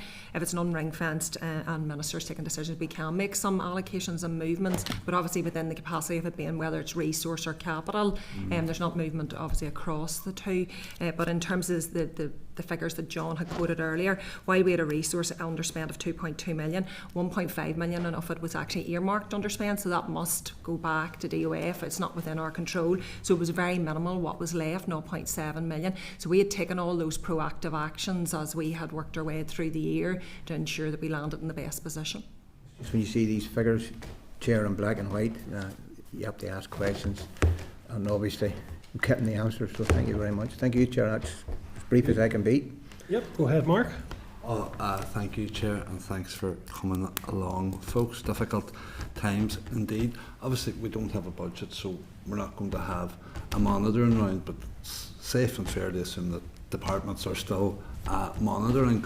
Is there engagement between yourselves and other departments to know sort of where they're at and what potentially we are missing out on by not having a monitoring round? And no department's going to be awash with cash at this stage in terms of resource, so there wouldn't be much surrendered anyway if we were to have one. But there are major capital projects that appear to have stalled or slipped, and that would normally be an opportunity, and it's one the department have availed of previously, to actually get capital in, which is so important, particularly in terms of the delivery of social housing. So, I mean, on an ongoing basis, it's a cost and an opportunity cost. So as an ongoing basis, like as a group of FDs, we do engage across departments to understand sort of what we're each doing, but each individual department obviously makes their own decisions. But given the sort of the timing of the year and the unique position that we're in, we're certainly not aware of easements coming in terms of capital, and certainly for our own department, as John has already alluded to, I mean, it's a pretty stressed position. We've only been able to give out the need for inescapable projects, and look, we're actually overcommitted on those because of the fact that there's doubt over the retention of receipts. And I think the reality of it is all departments are in, as Cathy used the term, a stressed position. And any movement outside of a monitoring room would be subject to the approval of the department's minister. I think most ministers would be quite reticent about putting money back on the table while there is such a shortage of money.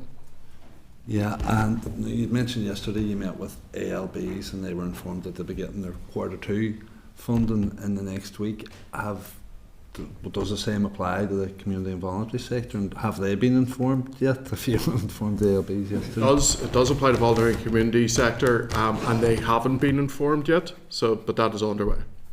Okay, and then finally, I suppose, the Minister said the other day, during his statement on the intermediate rent model, he wants to maximise the use of FTC. I was wondering what other areas aside from this housing element the department is looking at, I suppose, maximum opportunities of its use. So we have a range of projects in FTC, Mark, actually across our department. We are the primary user actually of FTC in terms of NICS. So there's a raft of housing projects. There's the leave to sort of move on accommodation. There's a Northwest Regeneration Fund. There's the voluntary community sector sort of social enterprise loan scheme. So there's a number of schemes within our department all being actively looked at. Very briefly, Kelly, please. Just very briefly, when you mentioned there, about the different schemes that are available under the FTC, obviously when you're considering the budget going forward, not everything's going to be fully funded. We would like to see some stuff, but paying some money is as bad as not giving them anything at all.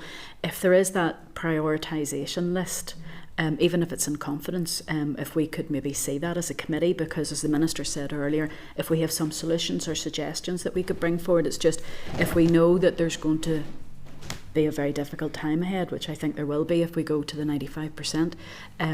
If we can help with that, it'd be good to see what the prioritisation list is like, and those schemes that are, or whatever they are, that are not as high priority, we maybe know how important they are on the ground. It would be useful if that could be provided to us, perhaps, just so we can see and understand the decision making that's taken, because there was new programmes and projects brought forward last year that I think are a lot less value than say supporting people would be, but we all need to sort of think together of what the outcomes of this is. But I'm glad to hear the community and voluntary sector will get some news, because the Northern Ireland office left them high and dry when they changed their programmes, and we got the blame for that. I don't want us to get the blame for something that we could give them appropriate consultation or appropriate communication on. Thank you. Yeah. Yeah, and just to pick up on that point, Kelly's, because I think fiscal discipline is important for the department as well as between the departments, and obviously we're in a very difficult situation. But it would be useful if you could provide the committee with a breakdown distinguishing where you're seeing efficiencies, where there's going to be service reductions, deferrals, unmet pressures, and reductions in discretionary activity. Because I also think, like we've clearly stated, the importance of housing and the need to ensure that there's funding to continue that programme. The anti-poverty strategy needs funding, and we would be very keen as a committee to ensure that those priorities are being protected. So if we can get a breakdown more around the savings or efficiencies, how those look, that would be useful for us going forward. Happy to come back or do that in writing, Chair. Chair, we can do that confidentially, because obviously anybody at risk, we don't want to do that. Yeah. Just one more wee thing, I got distracted just prior to you saying this, but John, and it was in terms of the receipts that the departments, where are those receipts derived from? So this is your capital receipts that you would have. So the likes of house and land sales, basically in the housing side or whatever. So effectively those receipts, just under the guidance as it stands, we don't actually have the power to retain it. It needs to go back to the consolidated fund. But we'd be hopeful that things will progress over the summer and whatever, and we won't be in a position where we'd have to hand them back. And generally with that money, I suppose, generated through house sales in particular, that comes back into the department. Does it generally all go back into housing? Yeah. Or, so effectively, we get the spending power then of the receipts essentially to increase what we can spend on our capital programmes. So the likes of the housing receipts will be generally within the housing. There's other receipts in there because there's actually some sort of funeral loans, repayable loans in the benefit side as well. So the power of them goes to those schemes. Then the housing executive doesn't necessarily get the money. They don't get to the keep houses it. The housing land sales for the housing executive, they don't get to keep it. It comes to the department, given the sort of the critical funding position that we've had over the last number of years. Okay, thank you. So thank you for your briefing, Olga, Kathy and John, and we look forward to seeing you again soon and wish you all the best given the difficulties we're facing. Members, I'll take a wee quick view in terms of any follow-up actions, then I'll take, with your permission, a short break. So anything members want to follow up on in relation to that, or are we content with the actions we've already agreed? Content with those? Okay, we'll take a 5-minute break there, members, and then come back to our next briefing. Thank you. Can you take a Committee Room 29, Sound.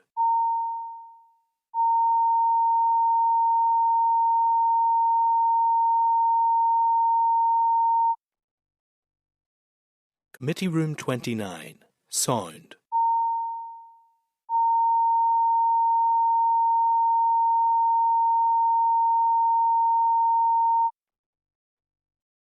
Committee Room 29, Sound.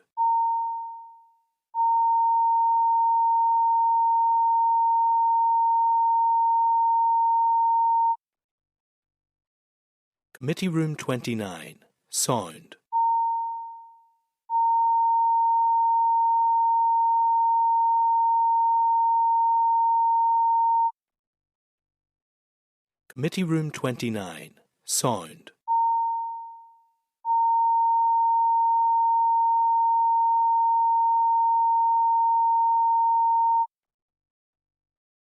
Committee Room 29, Sound.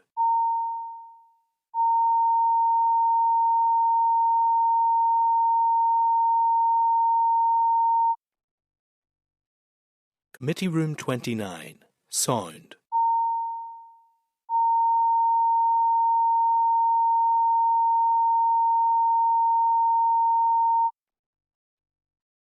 Committee Room 29, Sound.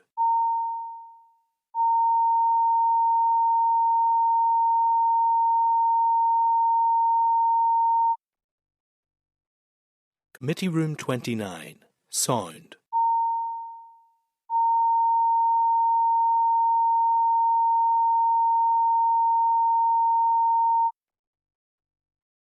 Committee Room 29, Sound.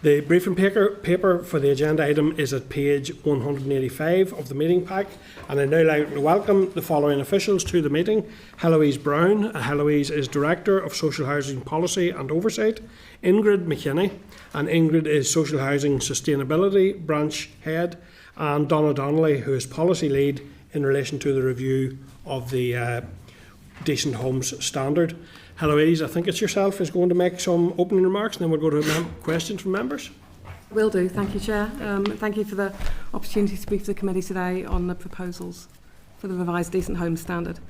We've given you a short written briefing as well as the current Decent Homes Standard and the proposed revised standard, so that's the version that went out for consultation. So this is reviewing a standard that was put in place in 2004. It sets the minimum standard for social housing in Northern Ireland.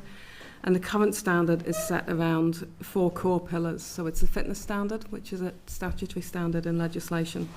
The requirement that a property is in a reasonable state of repair, that it has reasonably modern facilities and services, and a reasonable degree of thermal comfort. And because that standard hasn't been changed basically over 20 years, it's falling below comparable standards across other jurisdictions. So it was due for revision. So we've looked at the standard with the aim to just ensure that it's make it fit for purpose, reflect some of the modern expectations in relation to housing quality, tenant safety, energy efficiency and overall well-being, while also being proportionate and deliverable for landlords in practice. So with those principles in mind, we developed a proposed revised standard which builds on the existing framework but enhances it in several ways. So the revised standard should give a more holistic approach, recognising that housing quality includes communal spaces, external areas, wider living conditions. It proposes a new 5th pillar, which requires homes to be not only safe and in good condition, but also to support security, sustainability and tenant well-being.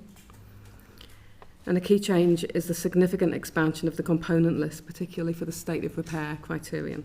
So this includes stronger requirements around fire safety, electrical safety, carbon monoxide protection, ventilation and damp and mould. So those changes are intended to better reflect the modern health and safety risks and to strengthen the protections for tenants. And the proposals also introduce a clearer framework for maintenance and repair, including the development of indicative timeframes and a stronger emphasis on early investigation, prioritisation and record keeping by landlords. And this is intended to align with wider policy developments, including AWAB's law in England, by promoting earlier intervention and clearer accountability. In relation to energy efficiency, the standard strengthens the thermal comfort requirements while introducing some additional desirable measures. So there are some that are mandatory and some that are desirable. So desirable measures including achieving EPC Band C and ultimately supporting progress towards net zero. So that key feature is that distinction between mandatory and desirable elements. So it encourages best practice, it encourages landlords to aim for the desirable options, but it doesn't affect compliance if they're just meeting the mandatory requirements. So the revised proposals represent a significant strengthening of protections for tenants, particularly in relation to health, safety and well-being. So we've recently completed the 14-week public consultation supported by a programme of stakeholder engagement sessions, and that was building on some earlier targeted engagement with housing providers and tenant groups. We're continuing to speak to stakeholders to just refine the compliance expectations and to develop guidance if needed. And we're finalising the consultation summary report, and we'd expect that to be published by the summer. We're planning to finalise and publish the revised standard itself by the end of the calendar year, by the end of 2026, with accompanying guidance and after some further engagement with landlords to give them time to prepare for application of the standard to their homes.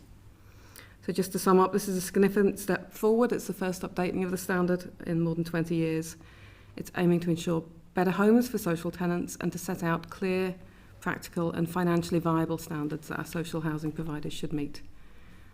Compliance with the standard will be determined through the Department's regulator for social housing or through its oversight function for the Housing Executive.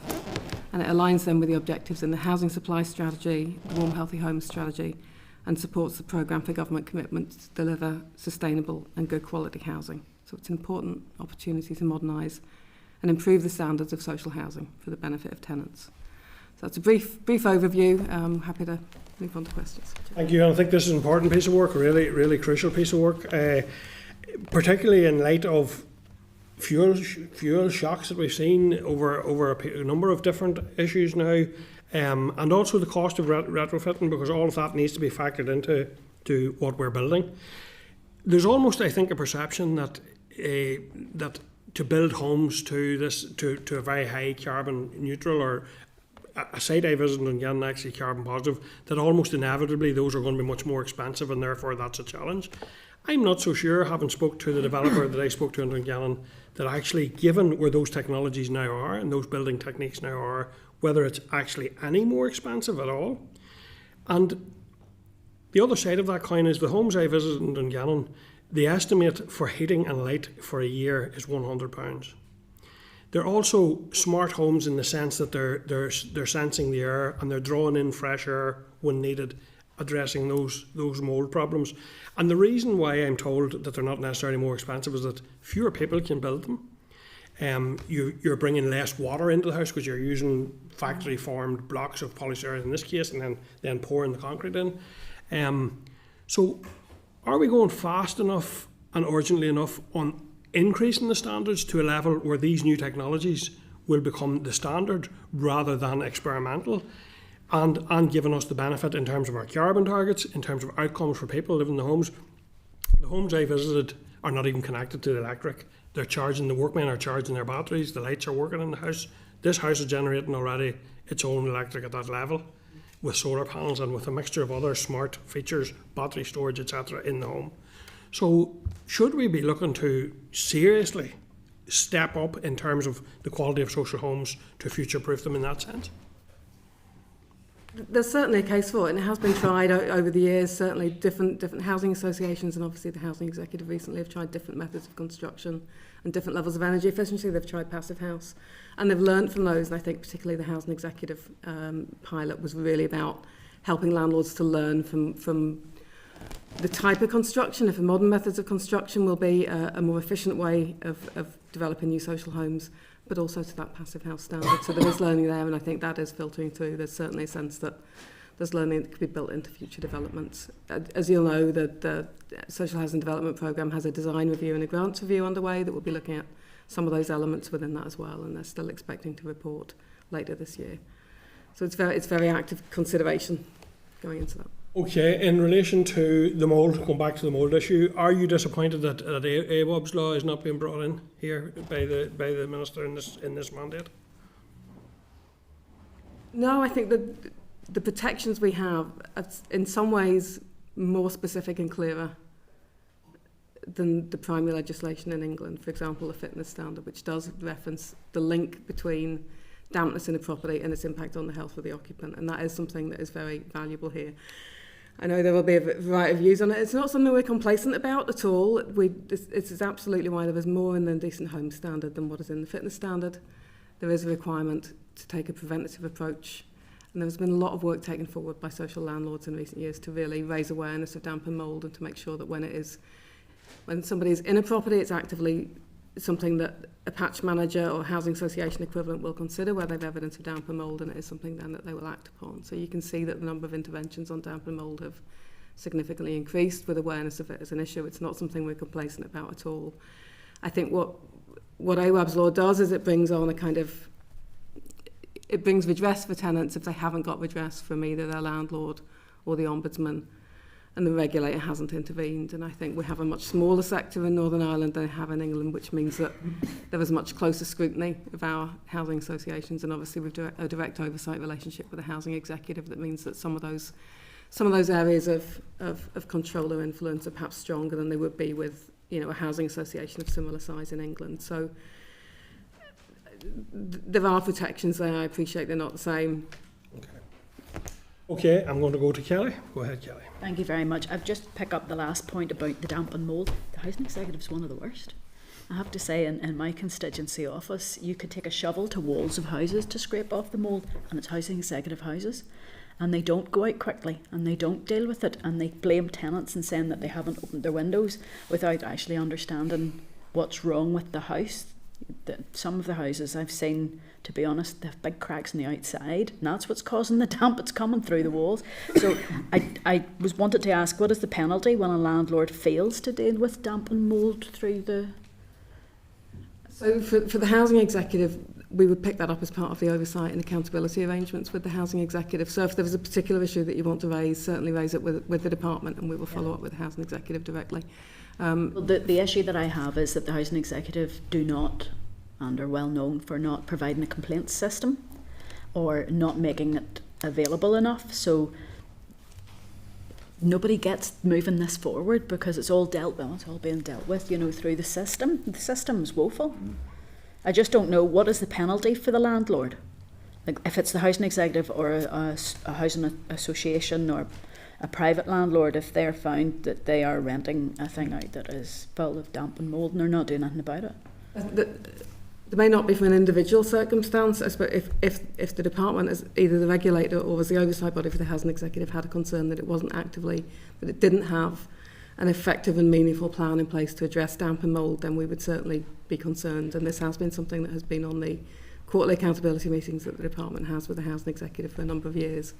So it's raised, the plan has been discussed. If it's failing, then we will, if that's communicated to us, we will certainly raise it with the housing executive. But they have been very active in that area, and in the information we've had assurance that they are actively addressing this when they become aware of it. But we're happy to look at anything that you would like to submit. Kelly, that would be good. I'm very interested as well. It's this whole part about the protections for the tenant, because if they have issues with whatever it is in the house, like for instance, there's so many of the houses are built now without actual space for bins, and they're lying all over streets everywhere. So it's that complaint system and ombudsman system, it's not really brought out very clearly here. It's almost up to the landlords to have their process, but there's nothing spelt out that needs to be communicated. There's a lot of tenants don't know that they can reach out to the ombudsman if their landlord isn't proactive. Yeah. I mean, certainly that would be the advice that we give out if we have a concern, particularly from a housing association tenant, for example. We would make them aware of their housing association's complaints process and that they can approach the ombudsman. And we have conversations with the ombudsman's office as well, so we know that they're seeing increased referrals and people are more comfortable to raise it, which is valuable as well. It is being raised, but I appreciate what you're saying. The penalty is a more sort of structural penalty in terms of the regulatory rating, I suppose, would be the closest that there is to a penalty, because that can affect things like, borrowing ratings and so on. It's just the fact that some of the subcontractors that are used are getting away with a lot of very, very concerning work. The other thing I just wanted to check about is, obviously we're talking about decent home standard. We have an ageing population. We're going to have more and more people who are over pension age. I'm just concerned, the decent home standard, when it talks about adequate floor space, it doesn't mention, for instance, in England they have the diptych specifications for the movements of a wheelchair and what is adequate floor space. Here it seems to be based on people who can walk. The other thing was, it doesn't say on it about a house that has been adapted with a lift in it. They would be required under, I think it's Lawler regulations, to have a test on that lift every 6 months. I know the housing executive do that, but it's just not specified in this. Would there be other guidance that would be provided for anybody about a lift? Some of the lifts that I've seen I've seen in housing executive houses, to be honest, have been very good, and they're very new and they are tested regularly, but some of the lifts are a bit ropey, and I doubt very much whether anybody's doing any weight tests on them. The other, just last one then, is warm homes. One of the difficulties I have with warm homes, and I see the list here, is that we have no strategy on how we use this money for warm homes. In the south, whenever they had their programme, it basically was you looked through the BEAR rating at the house and you started at the top with insulation in the attic, insulation in the walls, the windows, the doors, your thermal bridging. Here you can have a warm homes grant 4 times for insulation in your roof space. It's not saying to somebody, right, you've done that, now you move on to this bit and that improves your EPC rate, and now you move on to this and it does. Is there any plans through the warm homes work for the decent home standards to link into that, to sort of go, when you're making the home sustainable, you need to follow a process, and there's no point in putting a heat pump into a house that's leaking heat all over the place? I mean, certainly for For a social landlord, it's their asset, so they will be making the decisions and they will have their stock management and investment programme of what they need to do. The housing executive would always say it's fabric first, so it will look at insulation first, it will look at the structure of the house as a starting point, and when you get that right, you do the other things. Many of the housing associations will take the same approach. It's very much about you look at the insulation and you get that right, and those are the things that will make a difference. Just wondering on that one, so in the south there would be an independent person goes out and checks to see if the bear rating has been improved. Who checks our EPC rating for the housing executive, for instance? Because I know of places where they're not doing solar panels, it's rural areas, they've just said that they won't be doing it. And it's small numbers of houses, but they've done the insulation a few times in the same house. It hasn't moved on to the other parts. Okay. So they won't necessarily hold a record of EPC ratings. They certainly wouldn't hold sort of that, as far as I know, in relation to individual stock. They will look at an estate and what investment is needed in the estate, and therefore when it was last done and what's required. Again, so that will drive their sort of cavity wall insulation and their fabric first investments. And obviously they have their estate improvements that they've done where they have entirely sort of thermally retrofit some homes, sort of small numbers each year, but up to about £50 million a year to improve those homes. Every landlord will look at their stock management, I suppose, and they're the ones who have the interest in the asset being in good shape and being well looked after. So that's the kind of argument that they're making a decision based on what that accommodation needs.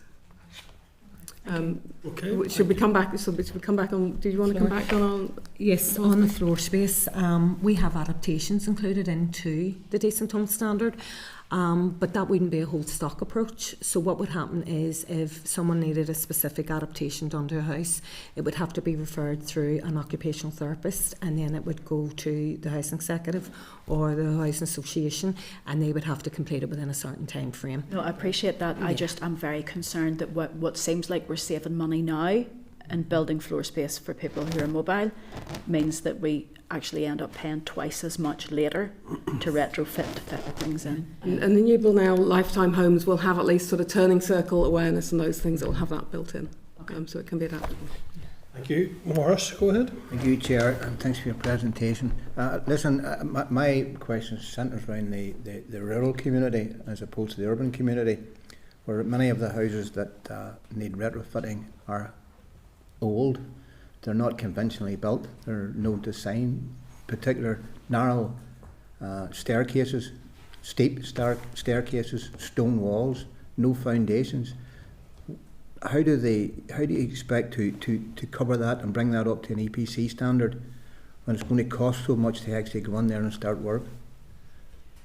It will be a challenge for a landlord that has property like that, certainly, and I think the crucial thing is that the tenant within that property has a comfortable home and a warm home, and that is the argument. Now, it's compliance focused. Landlords will report on how much of their stock meets the standard. So at the moment, very high numbers, particularly among housing associations, are reaching that standard. And then will be exceptions, probably. There will be non-standard exceptions of accommodation where they don't meet the standard. And they will be required to do something to address that, or to address whether that property is sort of future-proofed and viable if it cannot be brought up to the standard, I suppose. Do you not think that in itself disadvantages people that live in a rural setting, not only with what I have described, but also the large dependence on oil for heating in the rural area? And would you have any idea how many social homes are currently below EPC Band C within a rural setting across Northern Ireland? I don't know that we have the figures to hand, but we would know that sort of COD is fairly common among social housing in rural and urban areas. So we would expect that it is low in rural areas particularly. It will be an issue that will.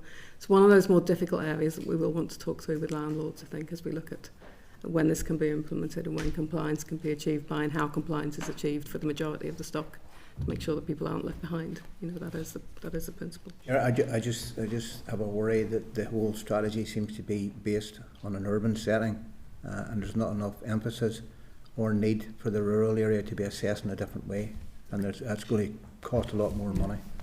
Thank you, Chair. Thank you, Maurice. Marisa?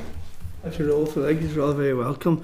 And the census in relation to more or less the same problem. And I put the two questions together.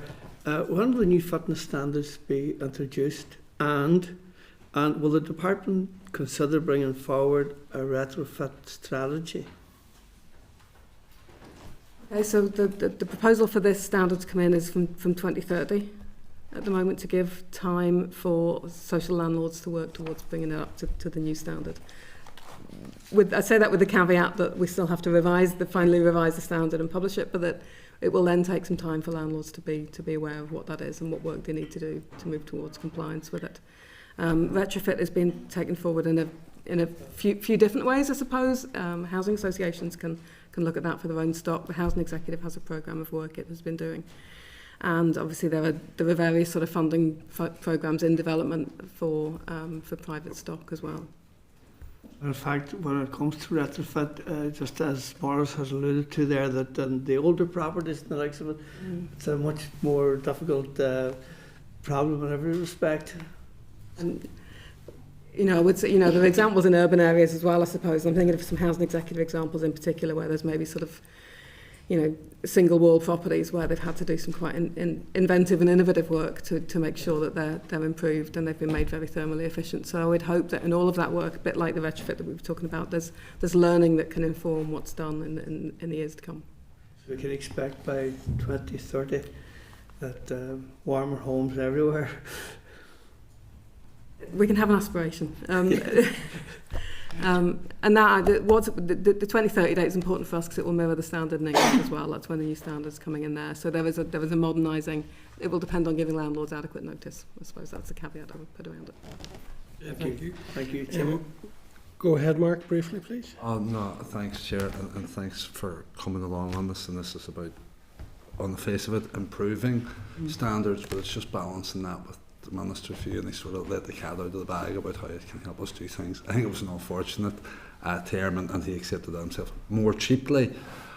So it's identifying the differences between the existing standard and the proposed, and where those savings might be achieved to do things more efficiently. Okay, it's. Some of this is partly influenced by what for new build, it's influenced by what housing associations want to invest in. So if they want to invest in energy efficiency, they can do that, and the department for a number of years had a multiplier in the development scheme that supported them if they wanted to do that. The review will look at all of those things and look at what the standard might be like for new social homes in terms of the part of the standard that's funded by grant. So again, it's looking at what do the housing associations want to invest in. The pilots that the Housing Executive has done, which again will inform learning. It is very much about looking at it's a budget challenge really. We could build more high spec homes and there would be fewer of them. We could build them to building regulations and maybe that would build more, and that's what that design review is aiming to look at.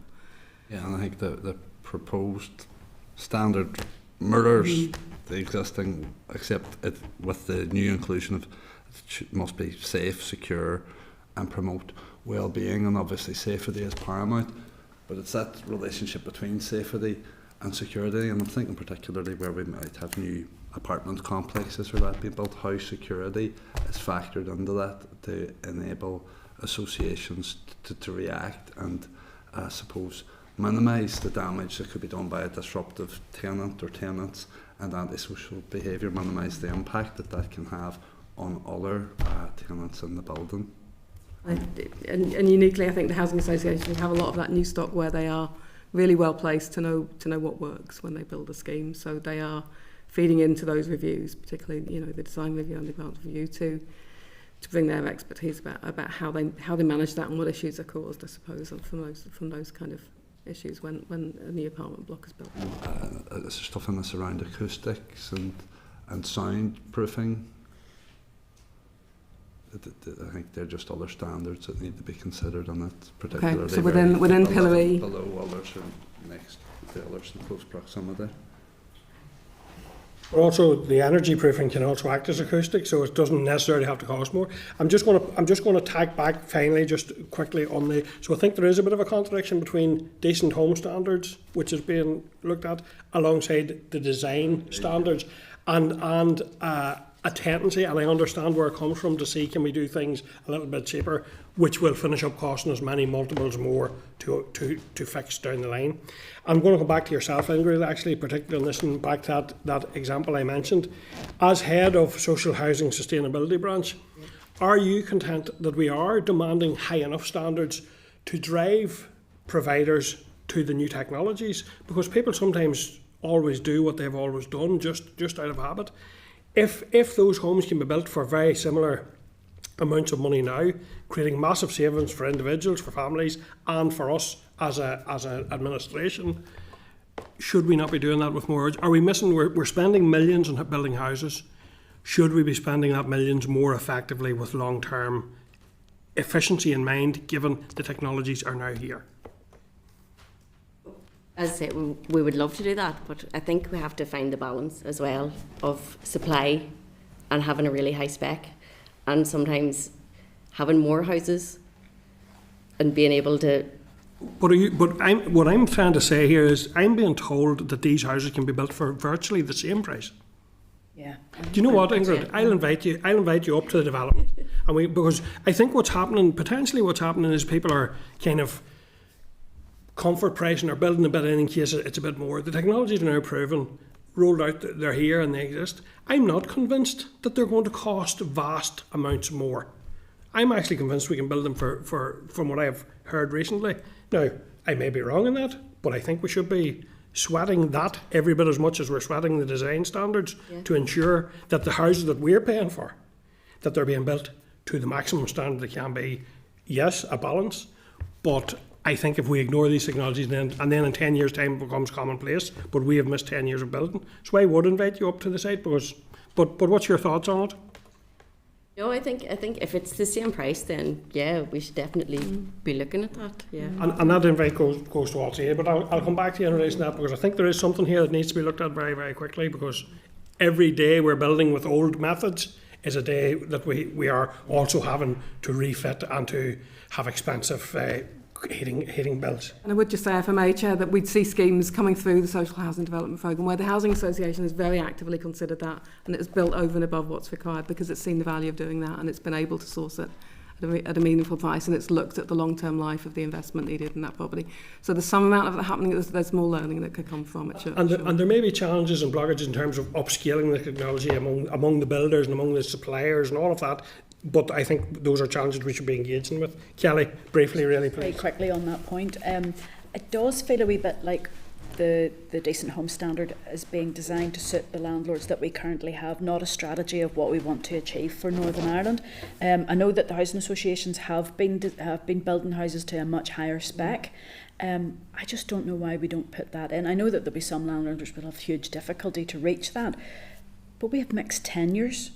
Developments, how's that going to work with this? And like, for instance, digital connectivity is desirable. Like, how many services out of Department for Communities rely on digital connectivity? I just think that we're pitching at a level that's maybe too basic, that we need something that's a bit more innovative and forward thinking, because others are doing it, and it means that social housing tenants are being left behind. Yeah. The reason for desirable in that is that there may not be connected. You can't connect within that area. So if we were to put that in as a mandatory, we've already had the Fibrous project, the rollout from the economy, that every place in Northern Ireland now has digital connectivity, and there's bits in my area that face out onto water, and it was always very difficult to get. There should be no places in Northern Ireland, otherwise economy has failed in their project. Yeah. So I don't know why it's desirable, given the fact that you get in big trouble if you don't link in with your universal credit, online. Yeah. So that's something you should make the standard be aspirational, and where there's absolutely an exception that can't be met, then you deal with it as an exception. Yeah. But you put the standard as aspirational.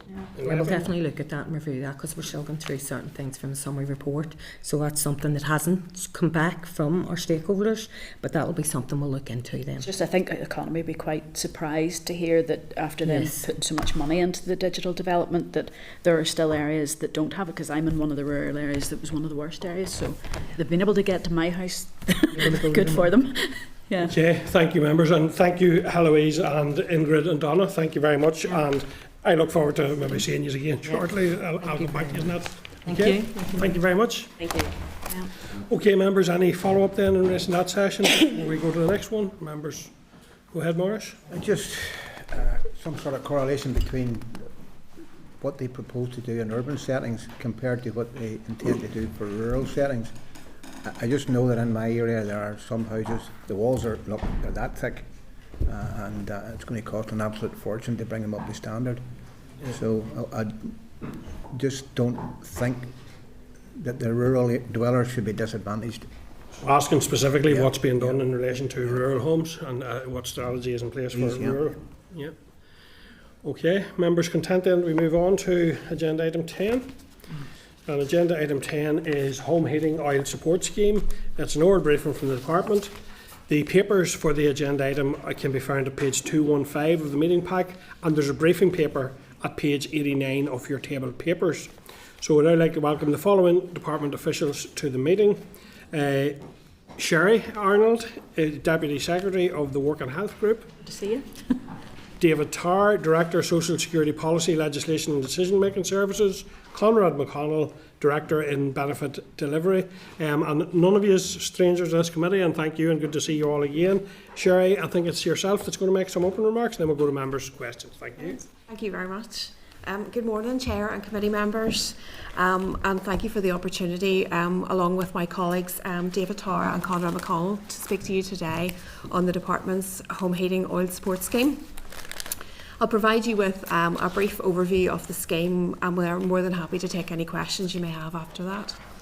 So, as committee will be aware, the home heating oil prices have recently soared due to the conflict in the Middle East. Northern Ireland has found itself in a particularly vulnerable position due to its heavy reliance on home heating oil. Approximately 2/3 of the households here rely on oil as a main heating source. This impact has been particularly acute for low-income, rural and otherwise vulnerable households. On the 16th of March, the UK Government announced a package of 53 million to support households most affected by the increase in oil costs. 17.2 million of this package was assigned to Northern Ireland. This funding has been allocated based on census data, which highlighted the greatest need is, and it's been allocated with the expectation that it will be used for the most vulnerable households. Minister Lyons has also secured a further 19.2 million from the Executive to help support low-income households through this crisis. Officials have been working at pace to design an appropriate scheme which will deliver the funding to low-income households to help them through this cost of living crisis. I will now provide a brief summary of how the scheme will operate. Minister Lyons and the Executive have confirmed the total funding secured should be used to provide a one-off £100 award in the form of a digital prepaid card for home heating oil. Those who wish to apply must be resident in Northern Ireland, use home heating oil as their main fuel source, and also be either in receipt of an income-related benefit, including pension credit, universal credit, or income-related employment and support allowance, or in receipt of a disability benefit, including disability living allowance, personal independence, attendance allowance, or armed forces independence payment, or be a single person or a couple, including pensioners, with a joint annual income that equates to less than 30,000 net of allowable deductions. A person will not be eligible for award if for the entirety of the qualifying month for which their application is made, they are either in a nursing home, a care home resident, a hospital inpatient, a prisoner, or they live outside Northern Ireland. There will be 2 qualifying months. These are April and November. This will allow a wider cohort of people to apply for the scheme. This is in recognition there could be a change in a person's circumstances. Therefore, if a person isn't eligible in April, they may become eligible in November. Unlike previous schemes, there will be an application process to apply for this scheme. This allows the Department to consider those on low-income households for which the relevant data is not held. Recognising that not everyone can access or use online services, a telephony support team will be in place to assist people completing their applications and to respond to any queries. In addition, support will be available through local jobs and benefits offices for those who require in-person assistance. A dedicated NI Direct webpage will be made available, providing clear information on the scheme, including eligibility criteria and how to apply. Following assessment, successful applicants will receive their voucher code by their preferred payment method. That could be email, text or a letter. Applicants will have 3 months to activate their voucher, a further 1 month period in which to redeem it. Where a voucher expires before being redeemed, the department can consider reissuing the voucher. This will be at the department's discretion. Where an application is unsuccessful, the department will notify the applicant using their chosen contact method, providing clarity on the outcome. Applicants will also have the opportunity to request a review of the decision within 28 days of being notified. In closing, this scheme represents a targeted and practical intervention to support households most impacted by rising home heating oil costs, particularly those who are vulnerable or on low incomes. Officials will continue to work at pace to ensure the scheme is delivered effectively and that support reaches those who need it most. Thank you for your time, and we would be happy to take any questions. Yep, thank you, Sherry. And clearly there's a lot of thought gone into a lot of the elements of it, and it's good to get that additional detail, and well done on that. And I'm delighted that you are moving at pace now. Like, this is something that the committee immediately identified as yourselves would have a key role to play in. You have mentioned there April and November, both 26. Is that suggesting that no one will get money until after November, or is that either or? No, we're hoping the scheme will be available by the end of summer. And what if someone, if the qualifying period of April, they were ineligible but would not be in November? Can they wait until after that? Both qualifying periods will apply. Both will in terms apply. of eligibility. Okay, thank you. The telephony one's important. I want to acknowledge that that's there, because it is really important. There are people in certain circumstances who sometimes can be very vulnerable for a range of reasons, who may need that additional support, and indeed may sometimes need a visit, or maybe the jobs and benefit. But I'm glad to see that's been given some consideration.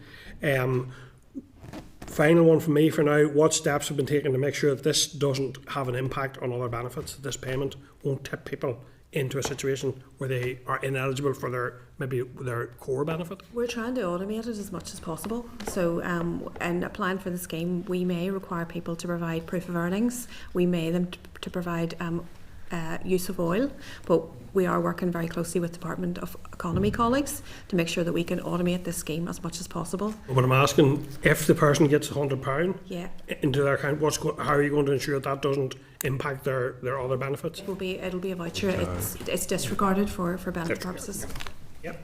It's perfect, thank you. I'm going to Sean, Morris, and then Kelly. Go ahead, Sean. Great. That was excuse me. That was one of my questions, was about a disregard. So that's really, really good to know. In terms of the application process and the fact that it's an opt-in and an application rather than it being automatic, have you any modelling there, even in terms of past schemes like this? What percentage of an uptake that we could expect? We've based it at the minute on census data, so we're assuming that almost 62% of people are on oil, and we've looked at target groups. So everyone within that group should be eligible. But I have to caveat that we're based on estimates. There's a lot of the people that we are targeting, for example, low-income households, they're not benefit claimants at the minute. So it's very hard for us to ensure that the figures are accurate. We are obviously relying on census data within our estimates, but we've identified a cohort at the minute. It's almost 340,000 households we believe will be eligible for this scheme. Okay, and in terms of the 340,000 households, when we have that budget that's been set aside, do we anticipate that the budget will fully cover if every single one of those households applies, or is there a buffer of, you know, a percentage that we know usually don't apply. I'm assuming that it isn't 100% for schemes like this for applicants that are eligible. So I'm just wondering, it's trying to understand the modelling, Sherry, of that. Within our, it's just over 340,000 households. We have around about 15,000 included, because obviously we're basing it on a percentage, and people in low income households could be more reliant on oil than people, for example, in a newer built house that could be perhaps more reliant on gas. So it is based on estimates, but it's the best estimates that we've had, and we've worked very closely with our statistician colleagues in the department in developing those figures. And do you feel confident that we will have the budget to completely cover this? We won't, you know, run out, or it won't be a first come, first serve? Based on the estimates that we have sufficient cover. Whenever we tabled this to the executive back in April and got the agreement, it did include that there was a risk, because we're working on estimates to do this, that you could have an underspend on the scheme, but likewise you could also have a pressure on the scheme, because we don't have definitive data. So that was built into the paper, and agreement was sought that if there any pressures emerges, it's considered in year. Okay, so it will be covered in the off chance there is a plan B in case it does get to saturation. That's our expectation. Okay. Thank you. And just to pick up slightly on Sean's point there around, so when Sean asked you about uptake, I heard a lot about eligibility, but I didn't hear so much about uptake, and I'm also concerned the people who might struggle with the online and that may also struggle. So is there a communication plan in place to ensure that because again, some of the most vulnerable people may be the most likely not to know about it. Yeah. So how are you going to monitor that to ensure the uptake is maximised? We will have a communication plan going out. We're aiming to launch that 2 weeks before we launch the scheme. It'll include PR, it'll include social media, and it'll be an ongoing targeting exercise. Just on that, I think it's important that then the communication plan includes, I suppose, scam awareness, so it'll state what the process is and what the department will do, but also what you won't in terms of contacting people and warning that. Yeah, no, and that will be that's being considered, and that's part of our messaging. We'll be making sure that we're aligned with Scamwise NI. We'll be ensuring that, and it'll be part of our messaging. We will never ask you for your bank details. We are not asking you for money, and if you're in any doubt, there's a telephony line there that you can contact the department. Okay, thank you, Sherry. Morris, go ahead. Thank you, Chair, and I hope the scheme works out well. I think it will. It will help. Is it enough? I don't know, but at least it's an effort to try and help those in need. But the people who are not eligible, those in nursing homes, care homes, hospitals, and even prisons, is there any mechanism for the care homes or the hospitals, etc., who are paying extra money to heat the patients and residents within their setting? Is there any help for them? Within this scheme's aligned with the intention that came from the UK government. It was to support vulnerable households. So it will be a targeted scheme as well too. Yeah. It'll be an award, and obviously it'll be restricted for the intended purpose of the scheme. Yeah. I'm just worried, Chair, through you, that some of those establishments may skimp on heating, especially nursing homes and care homes, where there is a need for the people that are in there to be kept warm and safe. I would hate to see any threat to a resident because of a large oil bill coming to an establishment. Maybe that's something you could look into and get back to me on. I know you're saying that the scheme is specifically for households, but is there another avenue to try and help those who are providing heat for those of our society who are vulnerable? It's not within the current scope of our scheme, but certainly it's something we could take away and possibly engage with all the other department colleagues on. Because that effectively would be a scheme for businesses. Thank you. Ellie? Thank you. Great to hear this coming forward now, but I just wanted to ask, on the other side of the scheme, so the person has their voucher and they're getting their oil, the oil providers, I'll ask about those in a minute, so they'll get the voucher, they'll do whatever they need to do to claim their £100 payment from yourselves. So what I want to check on that is there any communication with yourselves in economy, for instance, to those oil providers? Because I imagine if somebody's going to use their voucher, the £100, they'll probably buy 300 litres or 400 litre, whatever, to make sure that the oil industry doesn't take a hand. and also then fraud. If somebody gives somebody, you know, we've got quite a number of people who, especially vulnerable adults, you know, it's not necessarily a fraud that comes online or by the phone. It could well be, well, here's your number, and they give it to the oil person, and it's not actually a proper number at all. Is there anything there that is the communication to the oil people to make them aware of what this looks like, what they should expect, the numbers and things like that? Yeah, we've done quite a lot of stakeholder engagement. We're linked in with the Northern Ireland Oil Federation, Fuel Poverty Coalition as well too. The Northern Ireland Oil Federation are very supportive of the scheme, as well too as engaging with them in terms of them going out to their representatives.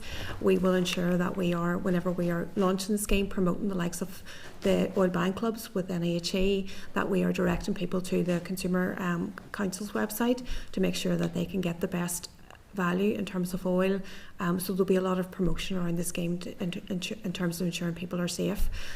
With regards to the one on fraud, so we have considered it. So it will be an allocation to a residential address, and it will be one per address. Obviously, that will be linked down. We are working with the provider that will be delivering the scheme at the minute in terms of our scoping and what the design, about whether or not we can get any reports retrospectively. But we will be doing our best to minimise that and ensuring that the funding's going to the intended use of the scheme. Delighted to hear that the voucher is going to be attached to a house, because it means then that somebody can't go and take someone's card and use it for their own purposes, whoever that may be. Could I ask on the communications piece if we could, as standard this time, have easy read information going out, because I just know that my offices, people are going to be coming in, and it's like when the Bryson scheme happens, if anybody does it, you know, you're inundated with people looking for help. You know, I don't use a computer, I can't do it on my phone, you know, can you help me? So yeah, if we could just have an easy read version of that, that would be really good. Yeah, maybe not easy read, I think, because that's quite difficult. We've looked at that before and it can be quite lengthy, and easy read format is pictures, but we're ensuring the guidance meets all accessibility standards. It's written in plain English and readability for a 9-year-old child. Will it be signed? We can put signing up. There may be, because we're very conscious now of the sign language. So I'll sort that for you. Yeah. I'm not sure we thought about that, but absolutely. The design people. Those are the things we need to be thinking about now. I'll be honest, we're still developing our communications plan, because there's a lot to do in terms of setting the scheme up. Okay, thank you, Mark. Thanks, Jen, and thanks for coming along. This will be good news for many. I'm sure people would have liked to have seen it sooner, but it'll be definitely a case of better late than never. In terms of the restriction of the card to the address that was awarded to him, just wondering around the workability of that, and you know, you might, like, I know we want to weed out fraud and make sure no one's selling a card on or whatever, but you could get a situation where you've a pensioner who might spend an inordinate amount of time in one of their children's houses or something and decides, I'm going to give that to them for oil rather than my own. Would that flexibility exist? The voucher itself, when it's redeemed, it isn't necessary for a house. It'll be one award per residential address. We're locking it down by restricting it to codes. And in terms of that one per address, with the two distinct qualifying periods, there might be a very small number of properties there that actually change hands in the interim, where you might have therefore more than one application for that address, but the person qualifies. Hence the need to obviously develop the IT system that we've progressed to ensure that if we do see more than one application from an individual for an address, that's picked up. Can I just come in? I think, Mark, for your point there, if, for example, I'm living in my house and I apply for the £100 and I move out of my house and you move in 3 months later, if you haven't received a payment for another address, you will be eligible. No, not for that address. I think that was the question there. Just to maybe add to that as well, Mr. Strickland, in terms of tax application process, if that was to happen, first thing we would check to see has there been an award made at that address before.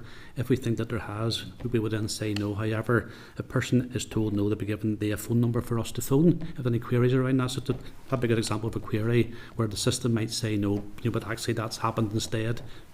So you can kind of ring us and contact us, and we can then understand what that situation is, and then we can just do what David has described. So there's a mechanism for that. With all the remarks that have been made around the difficulty that people will have with the online process and the need for that support that's been promised to be actually delivered and accessible in itself. But I think the real difficulty that might present itself is demonstrating reliance or dependence on oil. And I know you said you're talking with Department for Economy on how that might be done. Do we know yet? Is it about providing receipts of someone? We're still working on operational processes around this. Okay, and just on a similar point, will this require draft regulations? And if so, when will they come to us? We're hoping to have the legislation around this finalised, hopefully this week, to provide that to Minister, and following that, it should come to committee. Okay. And picking up also on Mark's point, it would be useful if we had contact details for support of the scheme, because all of our party members will come when issues arise. So if we have a direct way back to yourselves, that would be, I think, very useful as a reiterative process to identify issues early. And the final word. Thanks, Chair. Can I just pick up on the eligibility criteria that's outlined? How was that determined? We've developed the scheme obviously to target people in low-income households, people with disabilities who could be more vulnerable over the winter period, and then obviously we know that a cohort are not on benefits and in low-income households, so we're picking that up. So hopefully with the design of the scheme we'll be ensuring that anyone in a low-income household with income below 30k can apply for the scheme, as well as disability. Can I maybe just pick up and declare an interest as a member of the Armed Forces here? Why was the previous lessons from the COVID heating payment not picked up in this, where war pension and industrial injuries aren't included? So this was an issue that arose during that period, the COVID heating payment, where they weren't, and they're overlapping payments, they're overlapping support, and we as a committee raised that previously, and they were subsequently included. They don't appear to be included this time. No, yes. So I am aware of that issue. It was just brought to my attention yesterday. I was speaking to it was my team who were responsible for the design of this and the previous one. So yes, that issue was brought to my attention yesterday afternoon. The fallback we have here is, of course, with the income threshold. Anybody who is, we're trying to simplify the scheme. Anybody who's in receipt of one of the benefits we have specified, which includes obviously universal credit, pension credit, the disability benefits, and AFib, will automatically passport through. If somebody's in receipt of another benefit that is paid for a state pension, would be one of the obvious ones. But obviously, I recognise the other. What I want to hear with respect is how you're going to remedy and fix this. Well, because you're excluding those people. Yeah, no, well, I don't know that we are, because if those benefits are less than £30,000, the person's income is less than £30,000, they will be eligible anyway. It just means they wouldn't be automatically passported, but there's two routes into this. Yeah. One is the automatic link to specified benefits, which we have to be able to verify easily to be able to do this. The other, that deliver the scheme, the other is the person's income. So there will be people who are in receipt of benefits that are not specified who will be eligible. Contributory benefits, of course, are in there as well, the job seekers allowance and employment support allowance. So it's not that they're excluded. Okay. But we can certainly take that point away. And I'm being upfront, that was brought to my attention yesterday afternoon. Yeah, I would have thought the department would have learned from that previous lesson, where obviously you've selected those disability benefits and there are similar supports within the war pension scheme, for example, and industrial injuries that don't appear to be included. We had looked at the previous lessons learned, so we'll take it away. It is about trying to target it at people on low income. So, for example, the contributory benefits are deliberately excluded because a lot of people who are receiving those benefits will be on low incomes. That may be the only income they have. But equally, somebody who is receiving contribution-based employment support allowance, for example, can have significant other levels of income coming into the household or capital. But unless I picked you up incorrectly, you stated low income and those in receipt of disability payments. Yes. So you've excluded a cohort of people on disability payments, because that is technically what that is. Yeah. So it needs to be rectified. And I don't know that's if colleagues absolutely, would agree, we but I would be firm in that position. That needs to be addressed. That's fine. We will look at that. Okay. Okay, Andy. Yeah. As long as it's going to be addressed, Chair. Yep. Okay. Thank you. Thank you, Sherry, Conrad, and David for your update. And we will no doubt be speaking to you about it again. But good luck with getting this rolled out. We're very keen to see money going into hard-pressed families' pockets as quickly as possible. Thank you. Thank you. Thank you. Okay, members. Any follow-up actions? Yes, Kelly? I think it's that one that Andy has, if we just put that in writing, yeah. Yeah, members content with that? Yep. Yeah, yeah. Cool. Thank you. Okay, thank you, Jerry. Thanks, David. Okay, folks, so we'll take that as a follow-up action, and we'll move on to agenda item 11, which is public consultation on liquor licensing for Fleadh, Cheoil and Éireann. Oral briefing from the department. The agenda item papers are at page 218 of the meeting pack, and I now would like to welcome the following department officials to the meeting.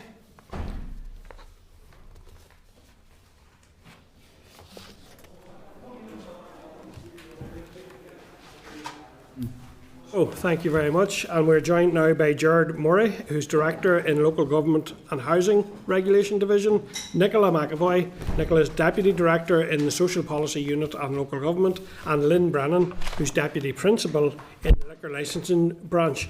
Gerard, I think it's yourself going to make an opening statement, and then we'll move to questions from members. Thank you. Okay, Chair, thank you. We're a bit lopsided here, but thanks very much for inviting us to provide a bit of evidence today for the committee, and we're going to brief you on the public consultation regarding Belfast City Council's application for a major event order for the Fleadh, Cheoil and Éireann 2026, the Fleadh, which will take place between the 2nd and 9th of August. And with me today, as you say, are Nicola, my Assistant Director, and Lynn, who's our subject matter expertise on liquor licensing. And you'll have received an advance copy of the consultation, so hopefully you'll have had an opportunity to have a look at that.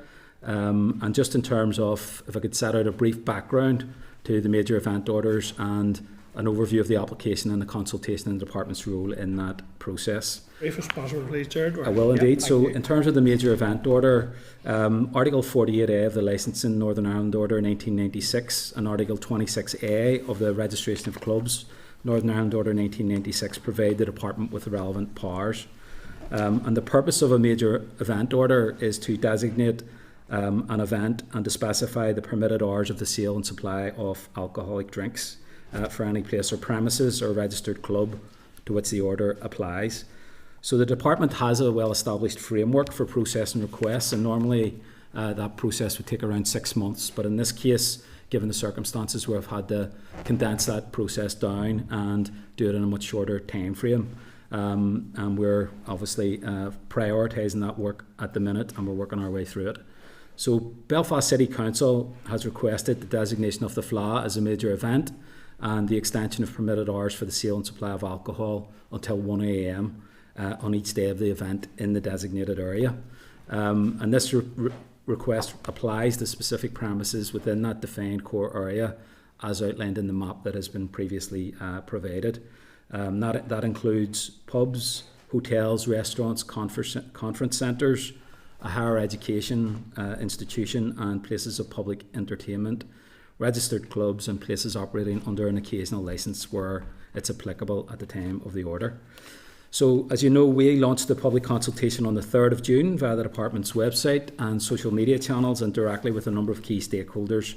We've held specific meetings with some of those stakeholders given the condensed time frame so that we can get feedback as part of that shortened time period. And the consultation itself seeks to gather information on the economic impact, the international profile and reputation, social and cultural benefits, promotion of equality of opportunity, and the need for extended permitted hours. And the consultees can also provide input in relation to any conditions that they would wish to see attached to the major events order. And the Council's request then, the general permitted open hours for licensed premises and registered clubs end at 11, and additional permitted hours, where granted, can extend to 1 a.m, in some cases 2 a.m. for certain licensed premises. And you'll be aware that there's a drinking up time permissible for an hour after the closing time of 1 o'clock. So in fact, people can be there to up to 2 a.m. So in terms of the department's role, our role is very much narrowed into the receiving of the application for the major events order and considering that, doing the consultation and considering whether or not a major events order is appropriate. And we're focused on that at the moment, as I've said already. And we've been engaging with Belfast City Council also in relation to a number of departmental owned sites in the city centre, because there are plans to include some of those sites in the Fleadh itself and the activities around it. So we're working with Council in relation to that, another part of the department. So that's basically a quick run through, Chair. I know you're backed up for time here, so I'm happy to take any questions that you have, and my colleagues will also assist me in answering those. Yep, appreciate that. And I have to say, I think it's good to see that this application is in. It will allow the to maximise the cultural opportunities we've heard recently from Cultus. I will declare actually my own interest in being a member of the Brantry Cultus. Should have done that at the start. But I think it's maximised. In fact, if anything, I would have liked to have seen it even gone slightly broader across the city, to be honest. And actually, it is an opportunity to flag up. I think it remains a bit of outstanding business for this committee is around the failure to bring forward any significant change in liquor licensing more generally, because I think we need to absolutely maximise the potential of all of these things. But that's by way of comment. My question would be in relation to those other key agencies, the key partners, like the PSNI, emergency services, transport providers. Are they all involved and included and content that they're ready to fit in with this change so that they can provide their services, their important services, in recognition of this? So Nicola's been leading on that engagement with the key stakeholders there, so I'll let Nicola answer that question. As you know, the consultation is still live, but we have offered to meet with direct consultation. That includes PSNI, the Fire and Rescue Service, Ambulance Service, Public Health Agency and Hotels Federation, a whole list of others. So we've already held meetings with PSNI. They still haven't put in their formal response, but haven't noted any major concerns. The event management as such is Belfast City Council role. We're very focused just on the licensing arrangements and the extension. And are you including residents groups in relation to that engagement and consultation to ensure that they're aware and across the issues? So the aim would be that they would be picked up through the public consultation. We haven't actually put them as a direct consultee, so just through the social media channels and everything else that they would pick up through the public consultation. It's worth just highlighting, Chair, that normally we would focus with the key stakeholders in this type of consultation, but because of the geographic spread, we wanted that to go out publicly and invite responses from anyone that has an interest in it. Thank you. So we'll have Morris and then Kelly. Thank you, Chair. I'll be brief. And I think it will be a success, and I might even get a chance to visit it myself. I don't know. I'll have to figure that one out, whether it's worth coming up to Belfast for a day out. The only question I would ask, and it's something that was brought up to me at another event, not the Fleadh or a Fleadh, and that's the sale of alcohol in competition with existing premises. We pay rates, etc. Will there be a reflection in the price of applying for an occasional or a temporary licence that will reflect the business who's there 12 months in the year and has to pay rates? Whereas you may find that somebody comes in and takes over one of your buildings and sells alcohol and has nothing to contribute to the rate base of the Belfast City. So this doesn't really provide, additional licences for, new companies to come in and sell alcohol. Well, there could be as part of the occasional licence arrangement, but there has to be an existing licence in place, and this makes it a uniform time for, closing time, I suppose, or the limit on the time that alcohol can be sold. So I don't really see that necessarily as an issue. In relation to any costs around it, none of that has changed. Any costs that they have to apply through the courts for any aspect of their licence would remain the same. If there's anything you want to add to that? That's correct, yeah. I'm happy with that, Chair. I don't want to appear negative, but absolutely. It's just something I had to flag up. But thanks very much for that. Appreciate it. Thank you. And sure, might even meet you out at Morris if it works out that way. Well, not an alcoholic situation or not. I'll buy you a Coke. Great. Kelly. Take you up on that. Thank you very much. The geographical limit of the area that's being under consideration, it's a wee bit surprising that it's not extended up the Dublin Road and taken effect. I take it that's the council that decided on the area.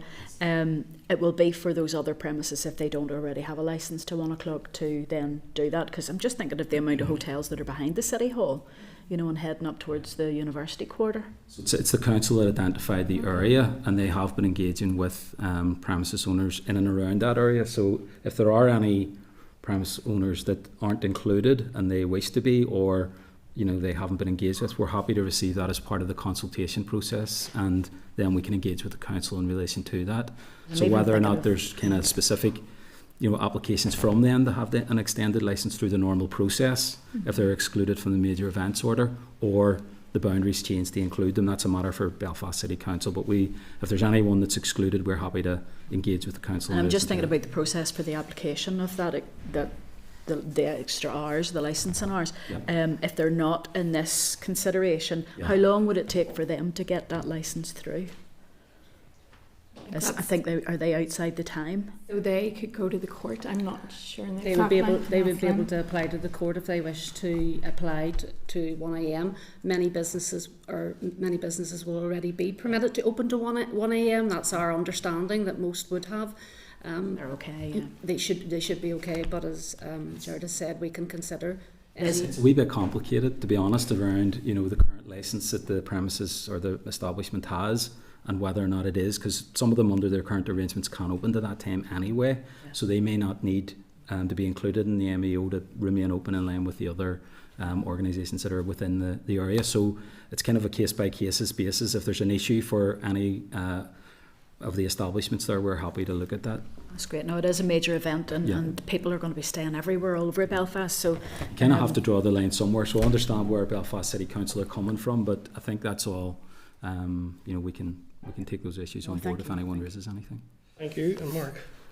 Thanks, Chair, and thanks, folks. It's following on a point Morris. I mean, I have to declare an interest. My family owns licensed premises, and it's, I suppose, that established businesses in the area derive benefit from hosting an event of this scale and magnitude there, and it's where you've applications for occasional licenses for pop-up type bars, and the need for, I suppose, sensitivity and diplomacy around existing businesses there. And I've seen this in Derry during festivals, where it's not me that I'm on about, but where established licensees don't or will claim not to derive huge benefit from hosting festivals when you have these pop-up bars, and that's what, I suppose, process the council goes through to ensure that those applications are coming from a suitable source. Mm-hmm. Well, I mean, it's a matter for the council, and they have been engaging with business owners in the city centre and in the area affected. So it would be really for them to make that engagement and to ensure that you know, they understand any issues and concerns that those businesses would have. But I think, given the volume of anticipated visitors to the city, I would be really surprised if any establishment didn't get a fair share of it. But you know, yeah, and I know, like, initially this is about, or primarily about, the extension of time on licences and closing time. But are there applications as well that we're aware of to extend curtilage of licensed areas? Do you know where people might want to, I suppose, spread their wings a bit to have more on street? Some of that could be like under the pavement licensing arrangements, but that's kind of, we haven't had any request as part of the application process to include any of that, but that's something that the council would have to deal with through the normal existing process. But I would expect that there would be definitely businesses that would, you know, be applying for licences like that, and some of the existing businesses may be involved in those occasional licences that would set up, you know, off-site or whatever. So, super. Okay, thank you for that. Good luck with that scheme in the time ahead. Thank you, Jared and your team. Okay, members. So we have a number of key issues now we need to return to in terms of matters arising. We were at item 5.9 on our matters arising. We're coming to item 5.9, which is a response from the department regarding the anti-poverty strategy citizen space consultation and its summary of responses. Do members have any issues there? they wish to raise? Content with that? Item 5.10 is a response from the Department regarding the Disabled Facilities Grant. The Department has advised that as this work is ongoing, the Department has not yet produced a final report. However, a public consultation is planned for later this year, which will set out proposed changes to the disabled facilities and home improvement grants and seek stakeholders' views. A copy of the draft consultation document will be shared with the Committee for Communities ahead of its publication. So, are members content with that? Yeah.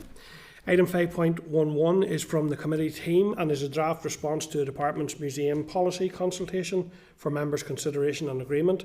Members will recall that we agreed to submit a committee response following evidence we heard during briefings at Cardinal Tomás Sophia Library and Archive in Armagh.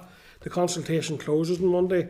Therefore, if members have anything they wish to propose by terms of edits or amendments, could they send that to the committee team by noon tomorrow, if there's anything of concern or suggest? Yeah. Members, you've also been provided with a tabled matters rising memo at page 3 of your tabled papers, with 2 further matters rising, item 5.13 and 5.14.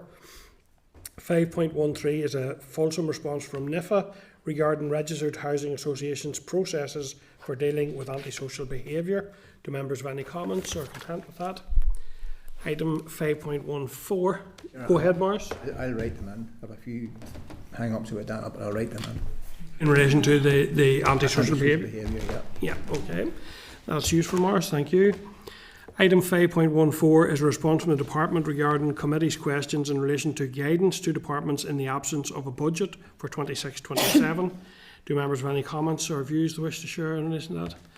Okay, thank you, members. Moving on then to agenda item 6, correspondence, which I'll bundle into bundles and move through in that fashion. They start at page 127 of your pack.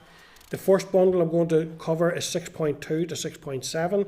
The first item I want to draw out is 6.2, which is a request for feedback from the Committee for Agriculture, Environment and Rural Affairs on the areas with natural constraints payments bill. Are members content for the committee team to review the bill for intersection with DFC areas of responsibility and draft a committee response for our consideration, if appropriate? Members content? Thank you. Item 6.6 then is correspondence from the Department advising that the Housing Amendment Bill cannot be introduced by the end of June 2026. Do members have any comments or views they'd like to raise? Well, dealt with it earlier. Yeah. Any other issues within item 6.2 to 6.7, members? Content to move on to the next bundle, which is 6.8 to 6.14. The item I wanted to draw out here is 6.8 is the draft SR from the Department in relation to the Occupation and Pension Schemes, Preservation of Benefit Amendment Regulations that we considered last week. The documents received have now been added to Citizen Space alongside the call for views. Members content? Item 6.12 is from the Department in relation to the Pension Schemes Bill with a request for informal briefing sessions. We will consider this further and in more detail during our forward work planning, but there are issues for members to consider there. But for now, is there any other issues in that? Go ahead, Kelly. 6.9, please, Chair. Sorry, I'm just trying to get the page to it. My computer's having a blue fit. While you're going to 6.9, I'll also draw out 6.14 is from the Department in relation to the Welfare Reform Order, Abolition of Benefits Amendment Order, NI 2026. As this is a commencement order, it's not subject to any affirmative assembly procedure and is therefore provided for members' information only. So if members are content with that, I'll come back to Kelly on... Yeah, I'm just a bit concerned about the perception that there's social supermarkets everywhere. They're not. So I think I would just like to get clarification from the Committee for Education, how they think this is going to work where there's no social supermarkets. Yeah. You know. Members content with that, and then we're going to come to Kathy. Go ahead, Kathy. Yeah, just on that point, this is something that we've heard quite a bit from on education, and from the sector, the feeling is that the holiday meal payment scheme is not going to work with a social supermarket scheme for that reason that you have stated, but also that a cash payment directly into a bank account is the most dignified manner as well. So it's not something that's been endorsed by the Education Committee. Claire, can you just clarify that? Yep, sorry, in relation to 6.9, that was a response from the DF's Department for Communities to the Education Committee. All right, okay. And Did you want this committee to go back in relation to that? I think we need to go Social back to supermarkets? education to say, from our point of view as a committee, we would be concerned that social supermarkets would even be considered as a provision point, because social supermarkets, I think They're not widely there's enough 4 or available. 6 of them. There's not very many. Yeah, no, it's valid. I think that's valid that we do Really flag it. content we right back to the education committee then? Yeah. Okay, members then, any other items 6.8 to 6.14? Otherwise, we're moving on to tabled correspondence at page 23. We're further items there from 6.16 to 6.19. So it will take it in one bundle. I will draw out 6.17 is a copy of the Fiscal Council June 2026 Sustainability Report. The report reveals implications of a non-agreed budget and the impact of permanent secretaries having control over budgets. It also contains detail of the Treasury open book exercise, and I think from memory confirms that we are underfunded in relation to Wales and Scotland. So do members have any comments or views they'd like to raise there? No. Item 6.19 is correspondence from the Department regarding the publication of houses of multiple occupation register. The correspondence advises that Belfast City Council remove the register from the public view at 1 p.m. on Wednesday 10th of June following the recent unrest. Department officials will continue to liaise with the Council to keep the situation under review. So I think that's an example of something, I understand why HMOs were being listed, but it just shows there are sometimes consequences to that. I think it's important it was taken down. I think the departments all need to be conscious of what needs to happen in relation to that now to support people impacted. Sian and then Mark. Yeah, thank you. And Gerard, you'll know that I'd raised this last week. Glad to see that Belfast City Council had taken that step. There's nothing in that letter that indicates that the department or the minister is willing to look at section 62 of the HMO Act, which is what I'd asked. At the minute, it seems like it's very ad hoc. The Belfast City Council took the decision, even though it was against the Act. So I would like to go back to the department and ask, is the minister looking at amending section 62? Yeah, so we've written now, and that's away to the department. That would have crossed over, if you know what I mean. So okay, thank you. That's in the pipeline. Hopefully, that response in relation to that. This came before that was issued. Okay, thank you. Yeah, Mark. It was very much a similar point. Obviously, it's hugely regrettable, and it was sadly necessary to withdraw the list from the public domain. But it's also important that the list is in the public domain, and I think in my own constituency where there's a community fighting against the proliferation of HMOs for completely different reasons, it's to do with the expansion of the university and that and the impact on character of the area there. But the difficulty that they have had accessing information, and this is the one bit that is easy to access, so it is important that access isn't lost altogether. Yeah, we'll keep an eye on that into the future, and we'll have that response coming back, which will act as a prompt to us. Okay, anything else, members, within the table to 6.16 to 6.19? Okay, members, otherwise content with the correspondence memo as noted. Okay, thank you, members. Moving then to agenda item 12, forward work programme, a copy of which is at page 229. Do members have any comments? But before that, if I can just mention that members, a clerk's memo in relation to the pension scheme bill is at page 239 of the meeting pack for members' consideration. The department have offered a number of summer recess information sessions via Zoom and from 10 a.m. on a range of Thursdays.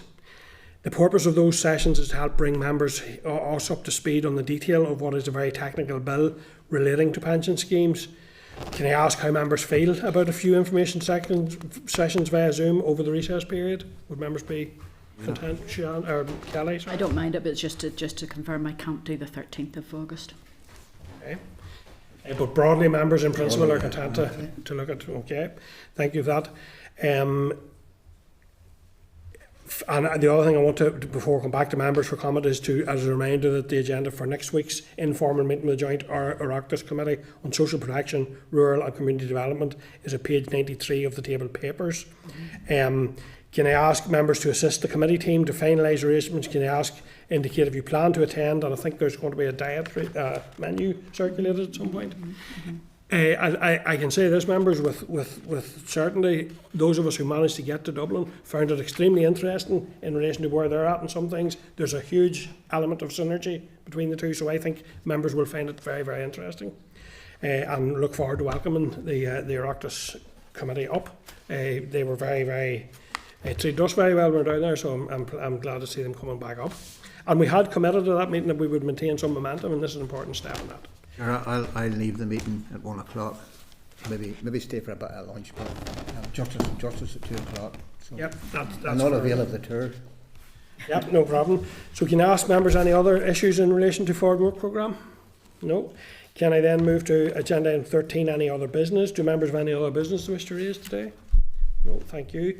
So then, members, final item, agenda 14, our next meeting will be at 10 a.m. on Thursday 25th of June in the Shannon Chamber here in Parliament Buildings, with our informal meeting taking place on Tuesday 23rd of June in room 29 in Parliament Buildings with Inspire. So thank you, members. The meeting is now adjourned. Coramela Mila Mayagov. Committee Room 29. Sound.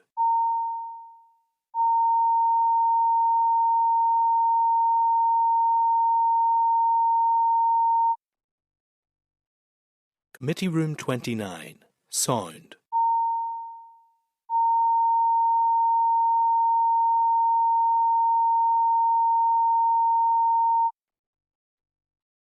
Committee Room 29. Sound.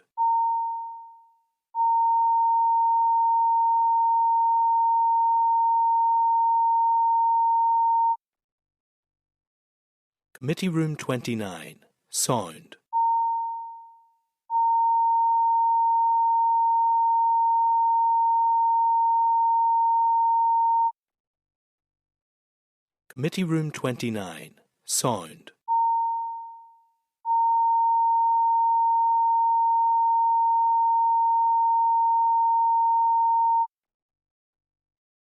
Committee Room 29. Sound.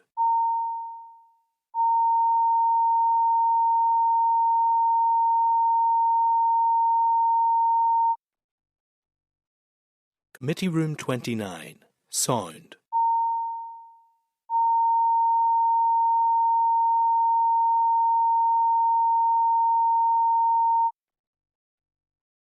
Committee Room 29. Sound. Committee Room 29. Sound.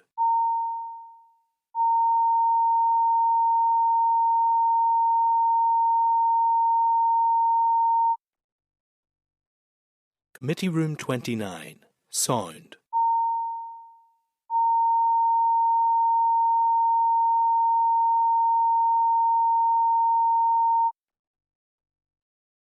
Committee Room 29. Sound.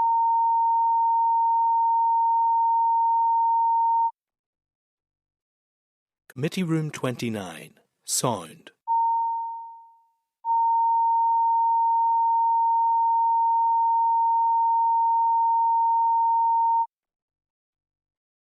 Committee Room 29. Sound.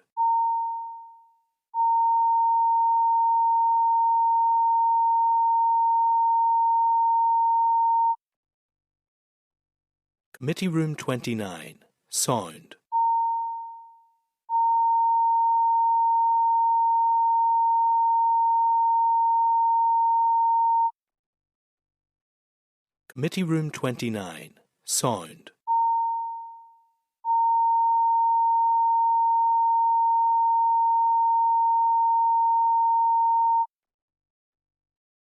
Committee Room 29. Sound.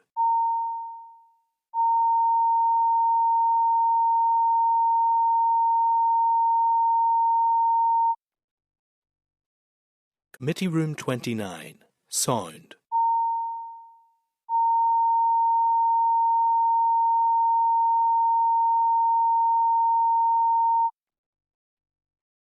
Committee Room 29. Sound.